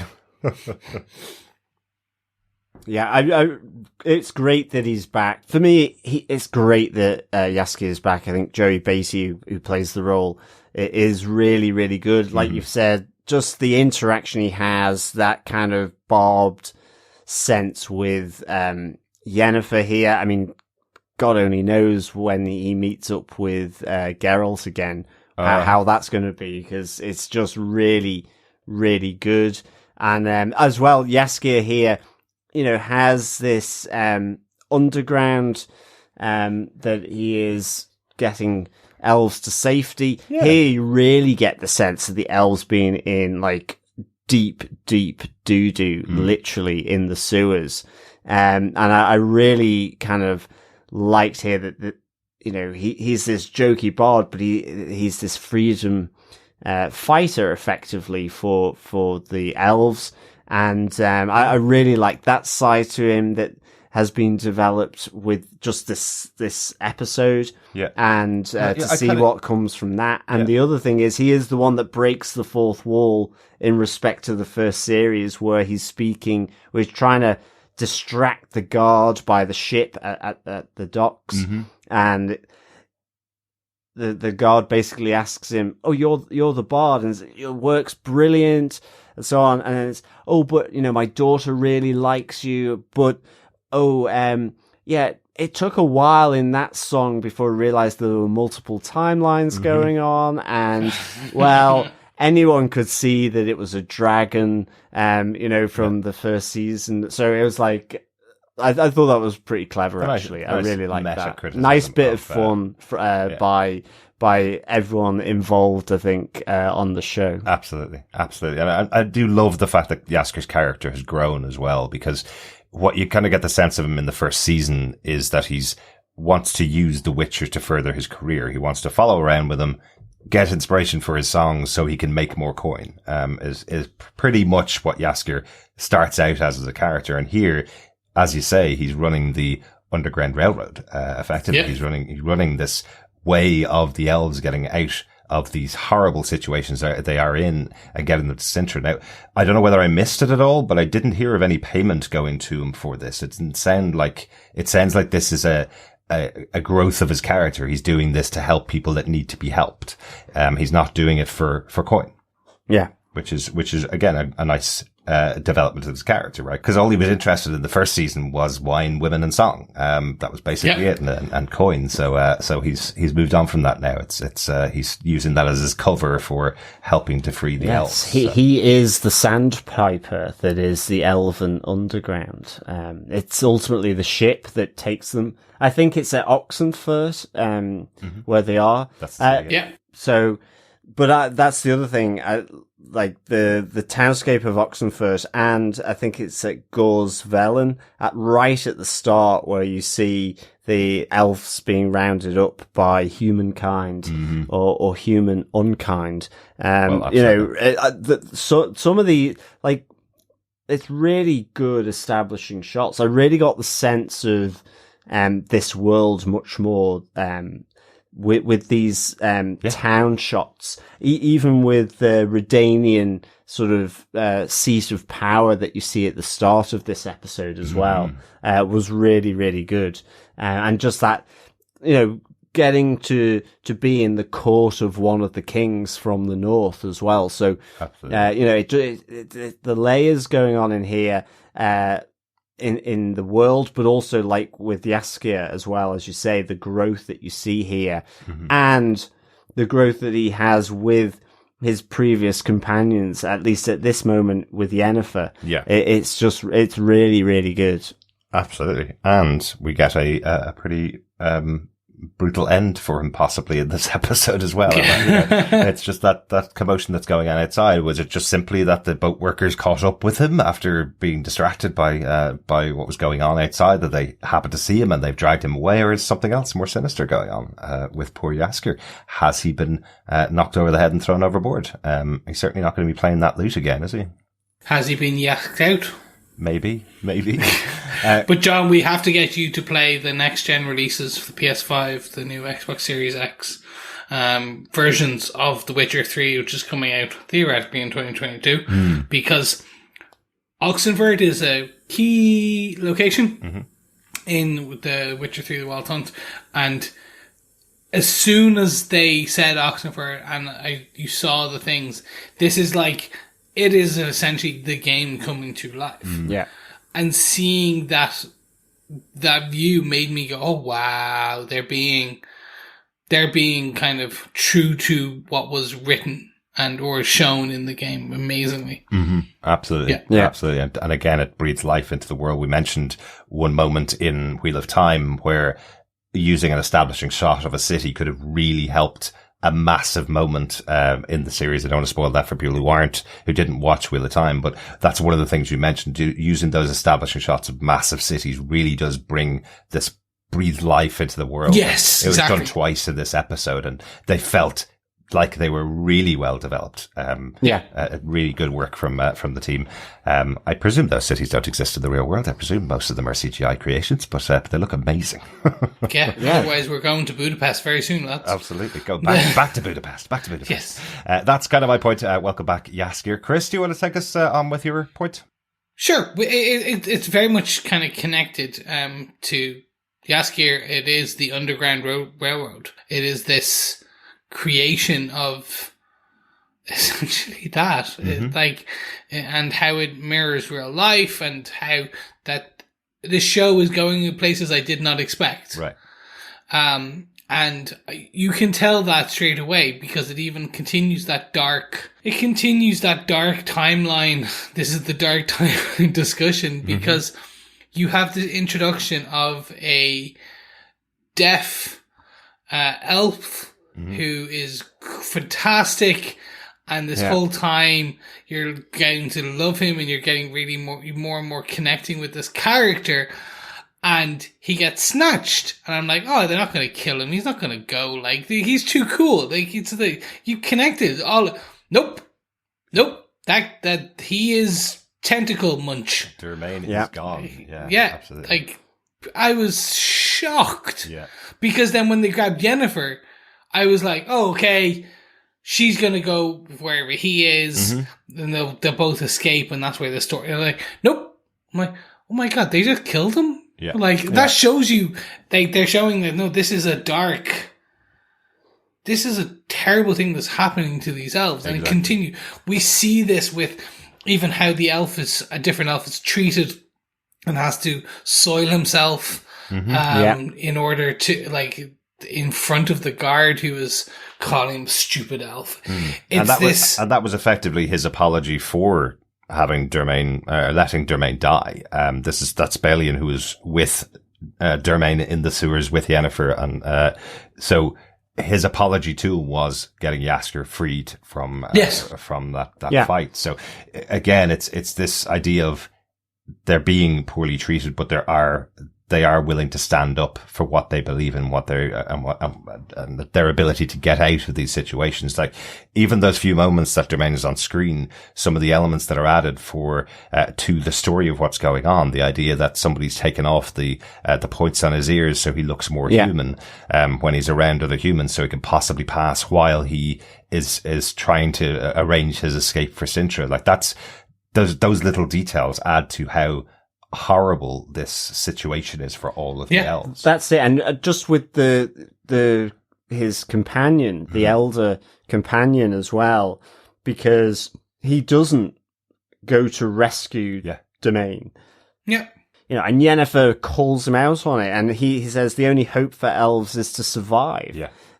But then, as you say, the twist of him sort of trying to rectify that and standing up. Exactly. So I loved all the kind of complexity here, because, you know, who knows what you would do if you're in a sewer like that. You know, it's pretty grim. The interesting thing with Domain, I actually thought that was Dara, who was the other elf from the from season 1, who was traveling with Ciri for a large amount of that. But it wasn't, you know, we clearly hear the elf called Domain, but we do get to see Dara in this episode, who is in a Redanian jail, where the chief of the intelligence has a plan to get and infiltrate Sintra with an elf that they can effectively use. He doesn't say trust as such. So there's something there with Dara. So this is where he has been since he left and departed from ways with Ciri. He has found himself in a Redanian jail here. And so again, I'm really glad that he has come back into the series as well. I loved his character with Ciri from season 1. So that was good to see. Absolutely. Yeah, it was really interesting to see him back. And again, you're wondering how that's going to play out in the future. What's gone on there is kind of interesting. Exactly. And what's he going to be used for? Is it just intelligence? Because that was the interesting thing with this episode. The title is Redanian Intelligence. And actually, I felt then that wasn't quite as big an element of this episode that stood out. I mean, it is there, don't get me wrong, but I was wondering, is Dara part of the chief of Redanian Intelligence's sort of spy network? Yes. Has he been sort of conditioned to work against his own kind in that sense, or has he got something held over him? Or is he willing? Which one of those three is it? So it was really good. Yeah, and I think that's why it's such a smart name for the episode, the Redanian Intelligence, because they're effectively like the CIA of the continent. They are at the underground dark side. They are hidden in the shadows. So the idea that it isn't as central to what's going on in this episode is important, because it shouldn't be. It shouldn't be that they're out waving hands going, this is our plan. Well, that's true. That's true as well. That's sensible. Yeah, but the introduction of them at the beginning of the episode, I hope nobody has taken this as a point. I don't want to step over anybody's point, but the introduction of the Redanian Intelligence at the beginning of the episode is fantastic. Oh, it's brilliant. When the king of the Northmen, who's being protected by Dijkstra, the leader of the Redanian Intelligence, who walks into the room with two people in there who are having this conversation with the king that seems really mundane. They're just about to pass him his goblet of wine. And Dijkstra makes one drink the goblet of wine, which poisons him and kills him instantly, and the other one gets a knife through the throat, because the two of them were planning to kill the king, and he was completely unawares. These are two of his trusted advisors. What a great moment, and a great introduction to this character of Dijkstra. The king says, I was at school with him since I was 9, which was quite a nice little throwaway thing. Yeah. So it's the machinations of this group and how they're going to be involved in the big Sintra moment. I guess we're going to get as the season goes on. We're starting to see everybody moving towards Sintra. So yeah, and the head of Redanian intelligence is no stranger to fantasy, being played by Graham McTavish, who was one of the hobbits in The Hobbit. He certainly was. I thought that was good, although I was wondering, is the owl actually the head of Redanian intelligence? Because that was really intriguing to me, because not having read the books and not played too far into the games, I don't remember owls sort of being that central, say, like Harry Potter, but certainly it seemed like he could communicate with him. Maybe whatever way that is, whether he can project into the body of the owl, so that's their aerial reconnaissance, or whether it's just his pet, but is hyper intelligent. But it looked like he was taking cues from the owl when he was formulating his plan about getting an elf into Sintra that they could trust. The L guidance for the Redanian. I don't think it's that. I don't think the L is the leader. I think that would be hilarious. That would be. I'm here for that plot. It's like, surprise! Now bring me a mouse. Yeah, exactly. It's like Umbrella Academy with a goldfish in a bowl on a mechanized body. It could be that. Could be that. The owl is head of Redanian intelligence. No one expects the Redanian intelligence. Their chief element is surprise and being an owl. Excellent. Anything else on the elves for this episode, Chris? No, that was really it. It was just the Underground Railroad is hopefully still more. Mm-hmm. Absolutely. But I'll hand over to Johnners. What is your point? My point is it's quite brief, really, and we've touched on it in the synopsis, really. But it's the realization when Vesemir is walking through the woods, where we had seen in last week's episode, the previous episode, where both Geralt and Ciri had been confronted by the monstrous centipede. The purple flowers blooming in the snow, from the blood that had been spilt there. But it's not the monsters, it's from the blood spilt by Ciri. And that these only flower from elder blood. So, I have no idea what an elder is other than a tree. But I mean, ultimately this more ancient bloodline that runs through the continent. Yeah. And that these monsters as well, then the connection with Triss there, working with Vesemir, that the link is made that with these monsters that they're actually made of stellarite, which is from the monolith. So all of a sudden you have a number of things kind of coming together here. One is we saw Ciri destroy the monolith in season 1 with her scream, that there are monsters, evolving monsters coming out, that this is the basis of it, because Triss does mention that monster creation was outlawed many hundreds of years ago. And that's something you see in the animation as well, about the monster creation. So we get that monsters have been outlawed, but these new creations are being formed from the monoliths that we see in this world, and that Ciri destroyed, that Ciri's blood is elder blood. And importantly then for the witches is that this is the key ingredient for the potion, the serum that allows for new witches to be created. Absolutely. So there is suddenly hope for the witches. You see it spring into the eyes of Vesemir when he understands what he's seeing and what that can be used for.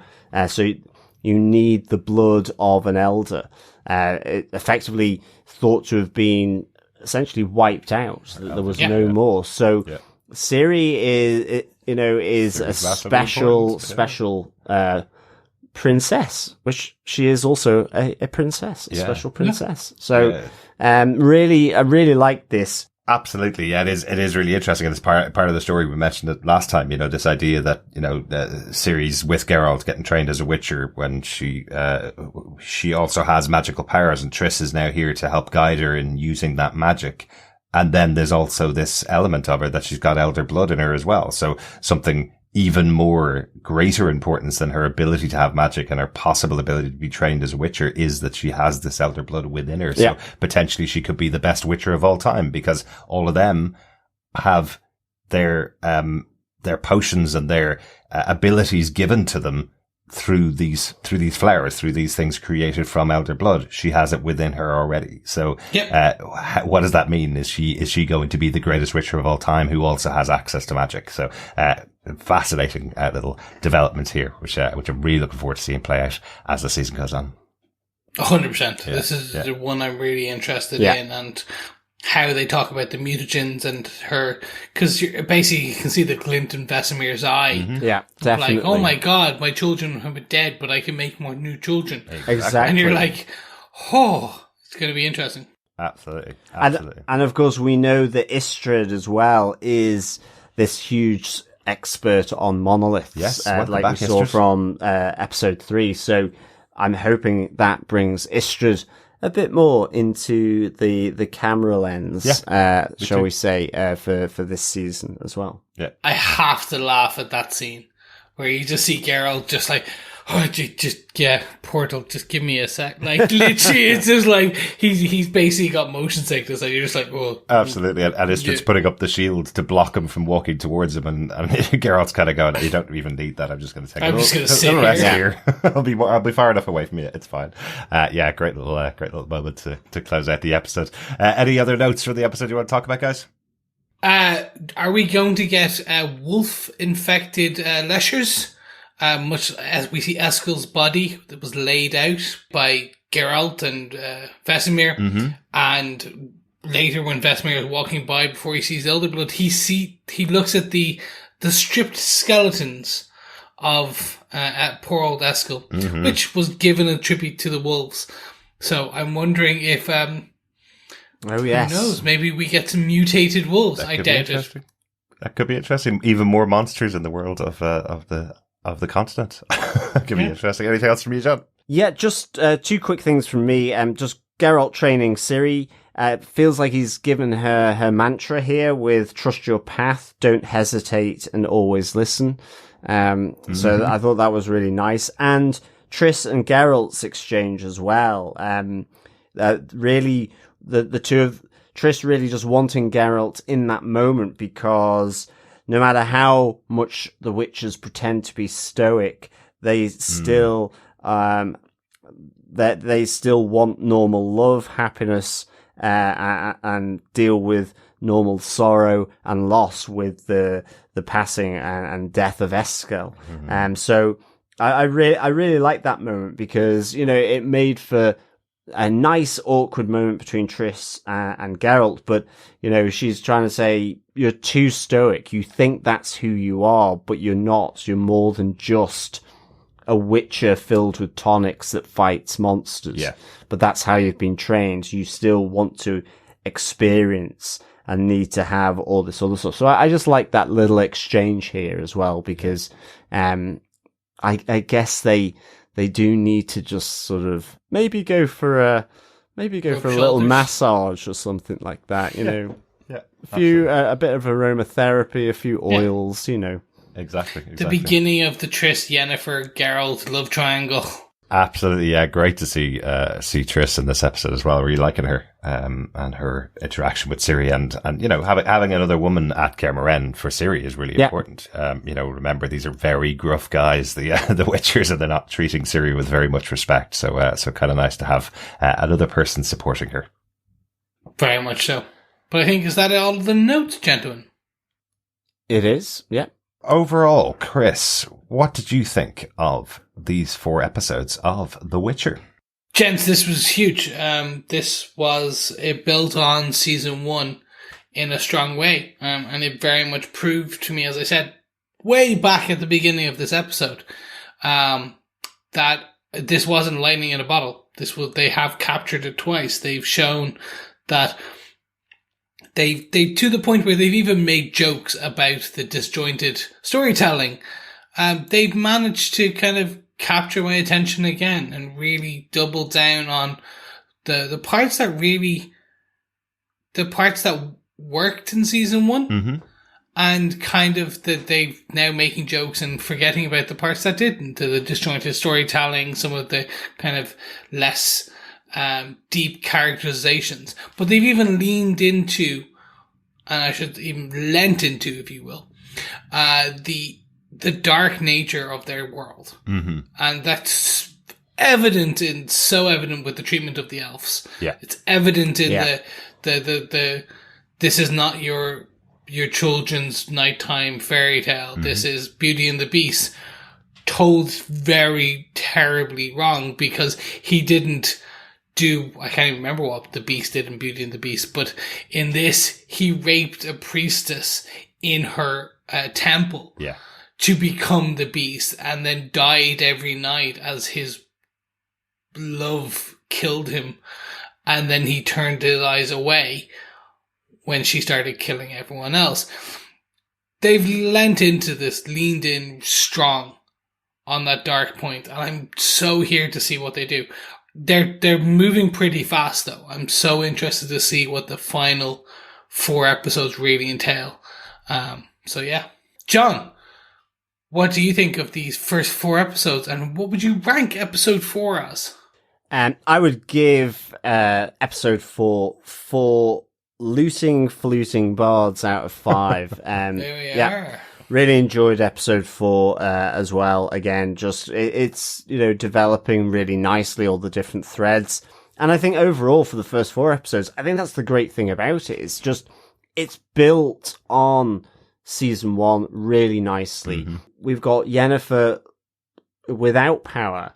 We have Geralt, Jaskier, and her separated. They're all on their separate journeys. I'm really pleased now that Jaskier is in the picture as well. And I'm really enjoying Ciri's storyline because, again, with Ciri in the first episode, for me, it was really, she was escaping Sintra and it was more of a flight for her life. And with the white flame that the Nilfgaardians revere, that being a little bit nebulous, and with Ciri, certainly from season 1 being nebulous, but just getting more of her story and the knowing hms and ahs from Geralt about what might be going on. But in a sense, what's the white flame then? And so that's really, really good. I loved all the monsters in this, connecting them with the monoliths and with Triss coming in. Getting to Kaer Morhen, seeing some more of the kingdoms, Oxenfurt as well. So all this expansion in character, the world, the continent, the politics of the mages, seeing the guy who was the big bad effectively being from season 1 being tortured by the mages, and sort of teaming up with Yennefer. Yeah. And as you say, the elves, bringing the elves more central into this world, whilst keeping all this great magic and mythology elements to it. Mm-hmm. I've just really, really enjoyed. So it's really, really strong for me, this first half of Witcher Season 2. Yeah. Derek, what do you think of the first 4 episodes? Yeah, absolutely. I agree with you guys. It's been a great journey going back to Witcher Season 2. I'm really glad that we're back watching this show. And I think the 4 episodes work really well together. As I say, the structure of this show where we have a bit of action with a monster and some expansion of the storyline, had worked quite well as the structure for season 1. This time it's an expansion of this whole world of the continent. I feel like I know it much better coming back for season 2, and the elements that they're adding to this world make it very different from what we've seen in the past and what we've seen in all the other fantasy shows that were released in the last year. there's what, 4 fantasy shows that were released in the last year. We only covered Wheel of Time, another couple coming up later on this year, but The Witcher is differentiating itself as its own unique world. So that's really important. You may have the same names of things like elves and dwarves in all of these different shows, but they have their own unique take on it. I think that's what's really important. So so glad to have that. It's nice to have all the characters presented within those 4 episodes. It's nice to have Jaskier back, as I mentioned, for just that extra bit of humor in episode 4, because the world is getting darker and darker. So you need some characters like that in the show. So hopefully that's not the last we see of them. But really good couple of episodes. Enjoyed this. Looking forward to the next 4 episodes. And if you want to share your thoughts with us on any of the episodes that we've covered, you can email us to feedback@tvpodcastindustries.com. We will be covering the next 4 episodes of the show later on this week. So get your thoughts in on The Witcher Season 2. We'd love to hear from you. You can also join us over at our Facebook group at facebook.com/groups/TV Podcast Industries. And you can go over to our website to subscribe to the podcast at TV Podcast Industries. We'd love to hear from you about the show. Let's kick into some feedback from our fellow Witchers, kicking off first with Dr. Bob Phillips for the first 4 episodes. He starts his message with, I managed the whole of The Witcher, and after setting my head to appreciate, I actually quite enjoyed it. Little thoughts bursts after each episode, so I recorded them down here. And also, I'm so very glad to hear you all back and enjoying your TV. It's been a wonderful expansion of my viewing experience. Excellent stuff. Excellent. Dr. Bob says on episode 1, he's back. This time, I think, in simple chronological order and dropping references to the anime prequel. Enjoyed the Beauty and the Beast variant at the heart of Geralt's tale, even if it still centers on the fear of physical differences. Also feeling the first inklings of Roach emerging as a character. If I recall, Chris mentioned this difference in season 1. I did. And unfortunately, we barely got that now. That was the first piece. And until so far in the first 4 episodes. Yeah, I thought the same, because suddenly we see Geralt use, he calls it Axie, to calm Roach down. From I guess Roach is sensing the bruxa. And you see him, the focus of Geralt and Roach together. So I was thinking the same thing. It was you were going to get this sense of Roach as a character, and then I guess 2, 3, and 4 that didn't really happen. Yeah. Oh well. But he hasn't really been out of Kerberan, so perhaps that's true. Perhaps if he goes out, it's been stabled. We'll see a bit more of Roach in the future and see a little bit more of his own personality. On episode 2, Dr. Bob says 20 Witchers, maybe less. Maybe fewer, Geralt. Can't believe he's talking about 20 Witchers. I think he's allowed a pass on his grammar. No, never. Never. Bob says, anyone else see Kim Bodnia and think, where's Eve? She'd make a killing as a Witcher. Yes, Kim Bodnia featured in Killing Eve, didn't he? He did, and that's a good show. It is, definitely. Dr. Bob says, I didn't expect the training of Ciri. I'd not seen any women witchers and sort of assumed there's a split in the magic the same way the Tower folk are all women in Wheel of Time. Interesting.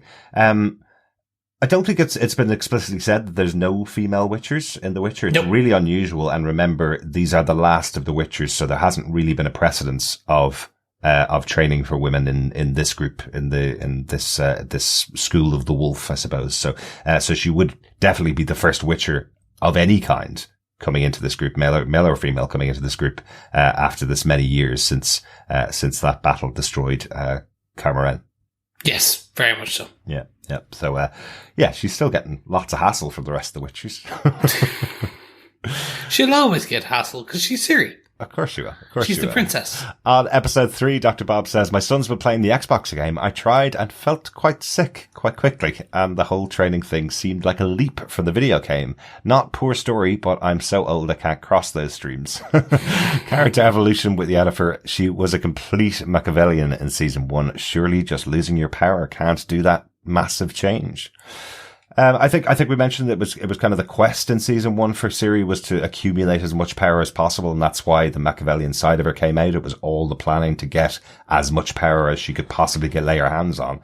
So now losing all of that power with no real way to get it back is kind of where we are with Ciri, with Yennefer now, 4 episodes into the season. She's taking the power back in this episode when she picks up, Cahir and runs away with them to move on to some other future. But those first couple of episodes are about her not having that power. And I think it's about reconnecting with herself. I think, she saw a world that kind of shone away from her and didn't like the way she looked. She tried to change it, but I think at Sodden, she's doing something for other people to try and turn the tide of battle to save lives. And with the loss of the power, I just wonder whether it's reconnecting her back to her as a child, and also with the events happening around the elves and her elf lineage, then I guess, as Jaskier has said, that they go for the elves, then they could go for the dwarves, and then soon they'll be coming for the artists and so on. Wow, of course, I completely forgot to mention that speech. So it's really interesting, that she has had that character evolution, but, it is a 180 for sure for Yennefer, but I think there's snippets and elements that you can pick up for. And trust me, Bob, certainly I chuck whiteys on video games as well, for sure. Yeah. It depends on the type of video game and the perspective it's taking. But if John has control of all 4 axes, so if he can look up, look down, left and right, he'll usually throw a whitey pretty quickly. If the head point is static on the character, he's usually grand. I really, really do. Yeah. Excellent. Finally, on episode 4, Dr. Bob says, okay, this whole doppelganger being a good person thing is messing with my head. He really, really isn't. Even the Nilfgaard original. But they are absolutely killing it with the song Meta Show Critique in the Street. Yeah, absolutely. Definitely. Love that moment. We were checking this back because I wasn't sure about it. The doppelganger had a battle with Cahir in season 1 and ended off with a massive scratch on his face, but went off into the woods effectively. He ran away. So this is the Nilfgaard original. This is Cahir that's been captured. Yeah. But I could totally understand, why you would think it could possibly be the doppelganger, particularly because Cahir is so broken at the beginning of these episodes because he's been captured and is in Artruza and hasn't had much to say or do effectively. So it's possible, but I guess if he takes off that beard and there's a massive scratch down his face, that means he's the doppelganger. But right now, I think it's... Or the doppelganger is the owl. The doppelganger could be the owl. There you go. There you go. Bringing it all back. Thanks so much, Dr. Bob, for your thoughts on each of the 4 episodes. It was really good. Yep. Yeah, it was great to hear from you, Dr. Bob. And I already have Dr. Bob's feedback for the other 4 episodes, so we'll be sharing those next time. Yeah, great stuff. Thanks, Bob, for the feedback. We also got an email from Coffee and Vodka for the first 4 episodes as well. Hail, fellow Monster Mashers. I like it. 4 episodes in, and it's the thematic broad strokes rather than character details which have defined the show thus far. 1, a world at war. 2, one ethnic group being either systematically exterminated or seeking sanctuary in Casablanca, Sintra. 3, 2 star-crossed lovers about to meet in that same city. Oh, also a princess wanting revenge and a general needing to get home as subplots. It really is a good series with excellent acting, cinematography, special effects and action. After the recent viewing of The Wheel of Time, however, it's difficult not to compare. Perhaps that'll change after the next 4 episodes. 3 crashing boars, sharp ents, prone mancies, and sewer pusses out of 5. P.S. I'm loving Peacemaker. What other shows are you all enjoying for which you don't have podcasting time? Very good. Yeah, thanks so much, Coffee and Vodka. Yeah, I would agree. I think definitely that broader strokes element is really good, but some of the character stuff, like with Yennefer and certainly with Ciri, I'm enjoying a little bit more. But I think in any case, they kind of feed into the wider world and those broader strokes as well. So, I definitely am liking the world building here. Yeah, absolutely. Yeah, really, really liking the world building, and I do think personally it's differentiated itself from Wheel of Time just because of their treatment of some of the same types of characters that we didn't see in Wheel of Time. I think it is a different show. It is weird watching 2 fantasy shows back to back, considering I think we only covered our first fantasy show with The Witcher last time, and then Wheel of Time, and then this. So it's weird going back to back on these shows, and weird that they were all released. The episodes are all released, I think, at the same week as the final episode of Wheel of Time as well. So it's all a big bash of fantasy at the moment. We'll have a massive gap now up until Lord of the Rings later on. Where we're heading back into sci-fi with Picard. Yeah. Definitely. Speaking of the shows that we haven't covered, that we if we could have covered, there's loads actually going on there's at tons. the moment. Give us three. Where will we start? Chris, give us three shows that you'd love to be podcasting on at the moment. I'm doing a retrospective watch on every episode of Psych. Okay. The old it's nice background TV. Right. Really enjoy it. It's that kind of bit of fun. It's yet to come out this Friday, the 28th of January, and we do have The Legend of Vox Machina, the Critical Role animated show over on Amazon Prime. I swear that's not a plug. I love Critical Role. Have been doing all of the campaigns, watching it on YouTube for years now. So seeing this coming to Amazon Prime is a huge thing, and I'm absolutely loving it. Again, high fantasy. Yeah. That's definitely one. Excellent. What about yourself? We watched two shows this weekend that I'd love to have been podcasting on that we just never would have gotten the time. We watched Alice in Borderlands, the Japanese show about a game show, effectively that's killing people. Similar, I think a lot of people are comparing it to Squid Game. This show is much more for gamers, I would say. I think gamers would like Alice in Borderlands a bit more. I'm a gamer. I enjoyed it for that as well, but really exciting and really interesting, and filmed during the pandemic. So images of Tokyo with nobody in it is just amazing to see at any time. And they use them so well in this show. Really enjoyed that on Netflix. And then the fourth season of Ozark came out this week. I've loved Ozark since we got to watch it a couple of years ago. We got to watch the first three seasons, and now we're on the final season of the show, and the first half of it just came out last weekend. We binged it all in a day. It was fantastic. So really would love to be covering those two shows. We'd never get around to them on our podcast, but yeah. Well, dare I say, you've taken two of mine. I had that as well. Alice in Borderlands, really, really enjoyed. Ozark is one of those shows where, to be honest, it's a bit like with Hannibal. I came to Hannibal late, even though I love Silence of the Lambs, and then did one podcast on season 3 without doing the other two. My sort of collector sensibilities feel like I would love to do Hannibal seasons 1 and 2, and equally with Ozark, just love that show. It's so tense. But if we did cover it, we'd have to go do 1, 2, and 3. Yeah. Already taken. The other two things, for me, would be Snowfall. Absolutely really enjoyed Snowfall, of which the season 5 is out on the 23rd of February. And also The Expanse. I really like a good sci-fi. For me, if Amazon Prime are definitely doing Mass Effect, I'd be like, there's no debate, need to cover that, because The Expanse at the moment is really my kind of it's my Mass Effect at the moment. It's the Mass Effect that's out, and I you just really that last week as well, didn't you? Yeah, I really love The Expanse. I love that whole thing. That's the other one. Yep, I'll quickly finish it off with the final two that we both know. So, The Book of Boba Fett. We're all watching it. We're all huge Star Wars fans. It's just something we don't have time for, but it is an absolute. It's Star Wars. Yeah. You gotta love it. Yeah. And then the one I watched a few minutes of, and I need to get back to, because my wife said, "Oh, I'll watch that."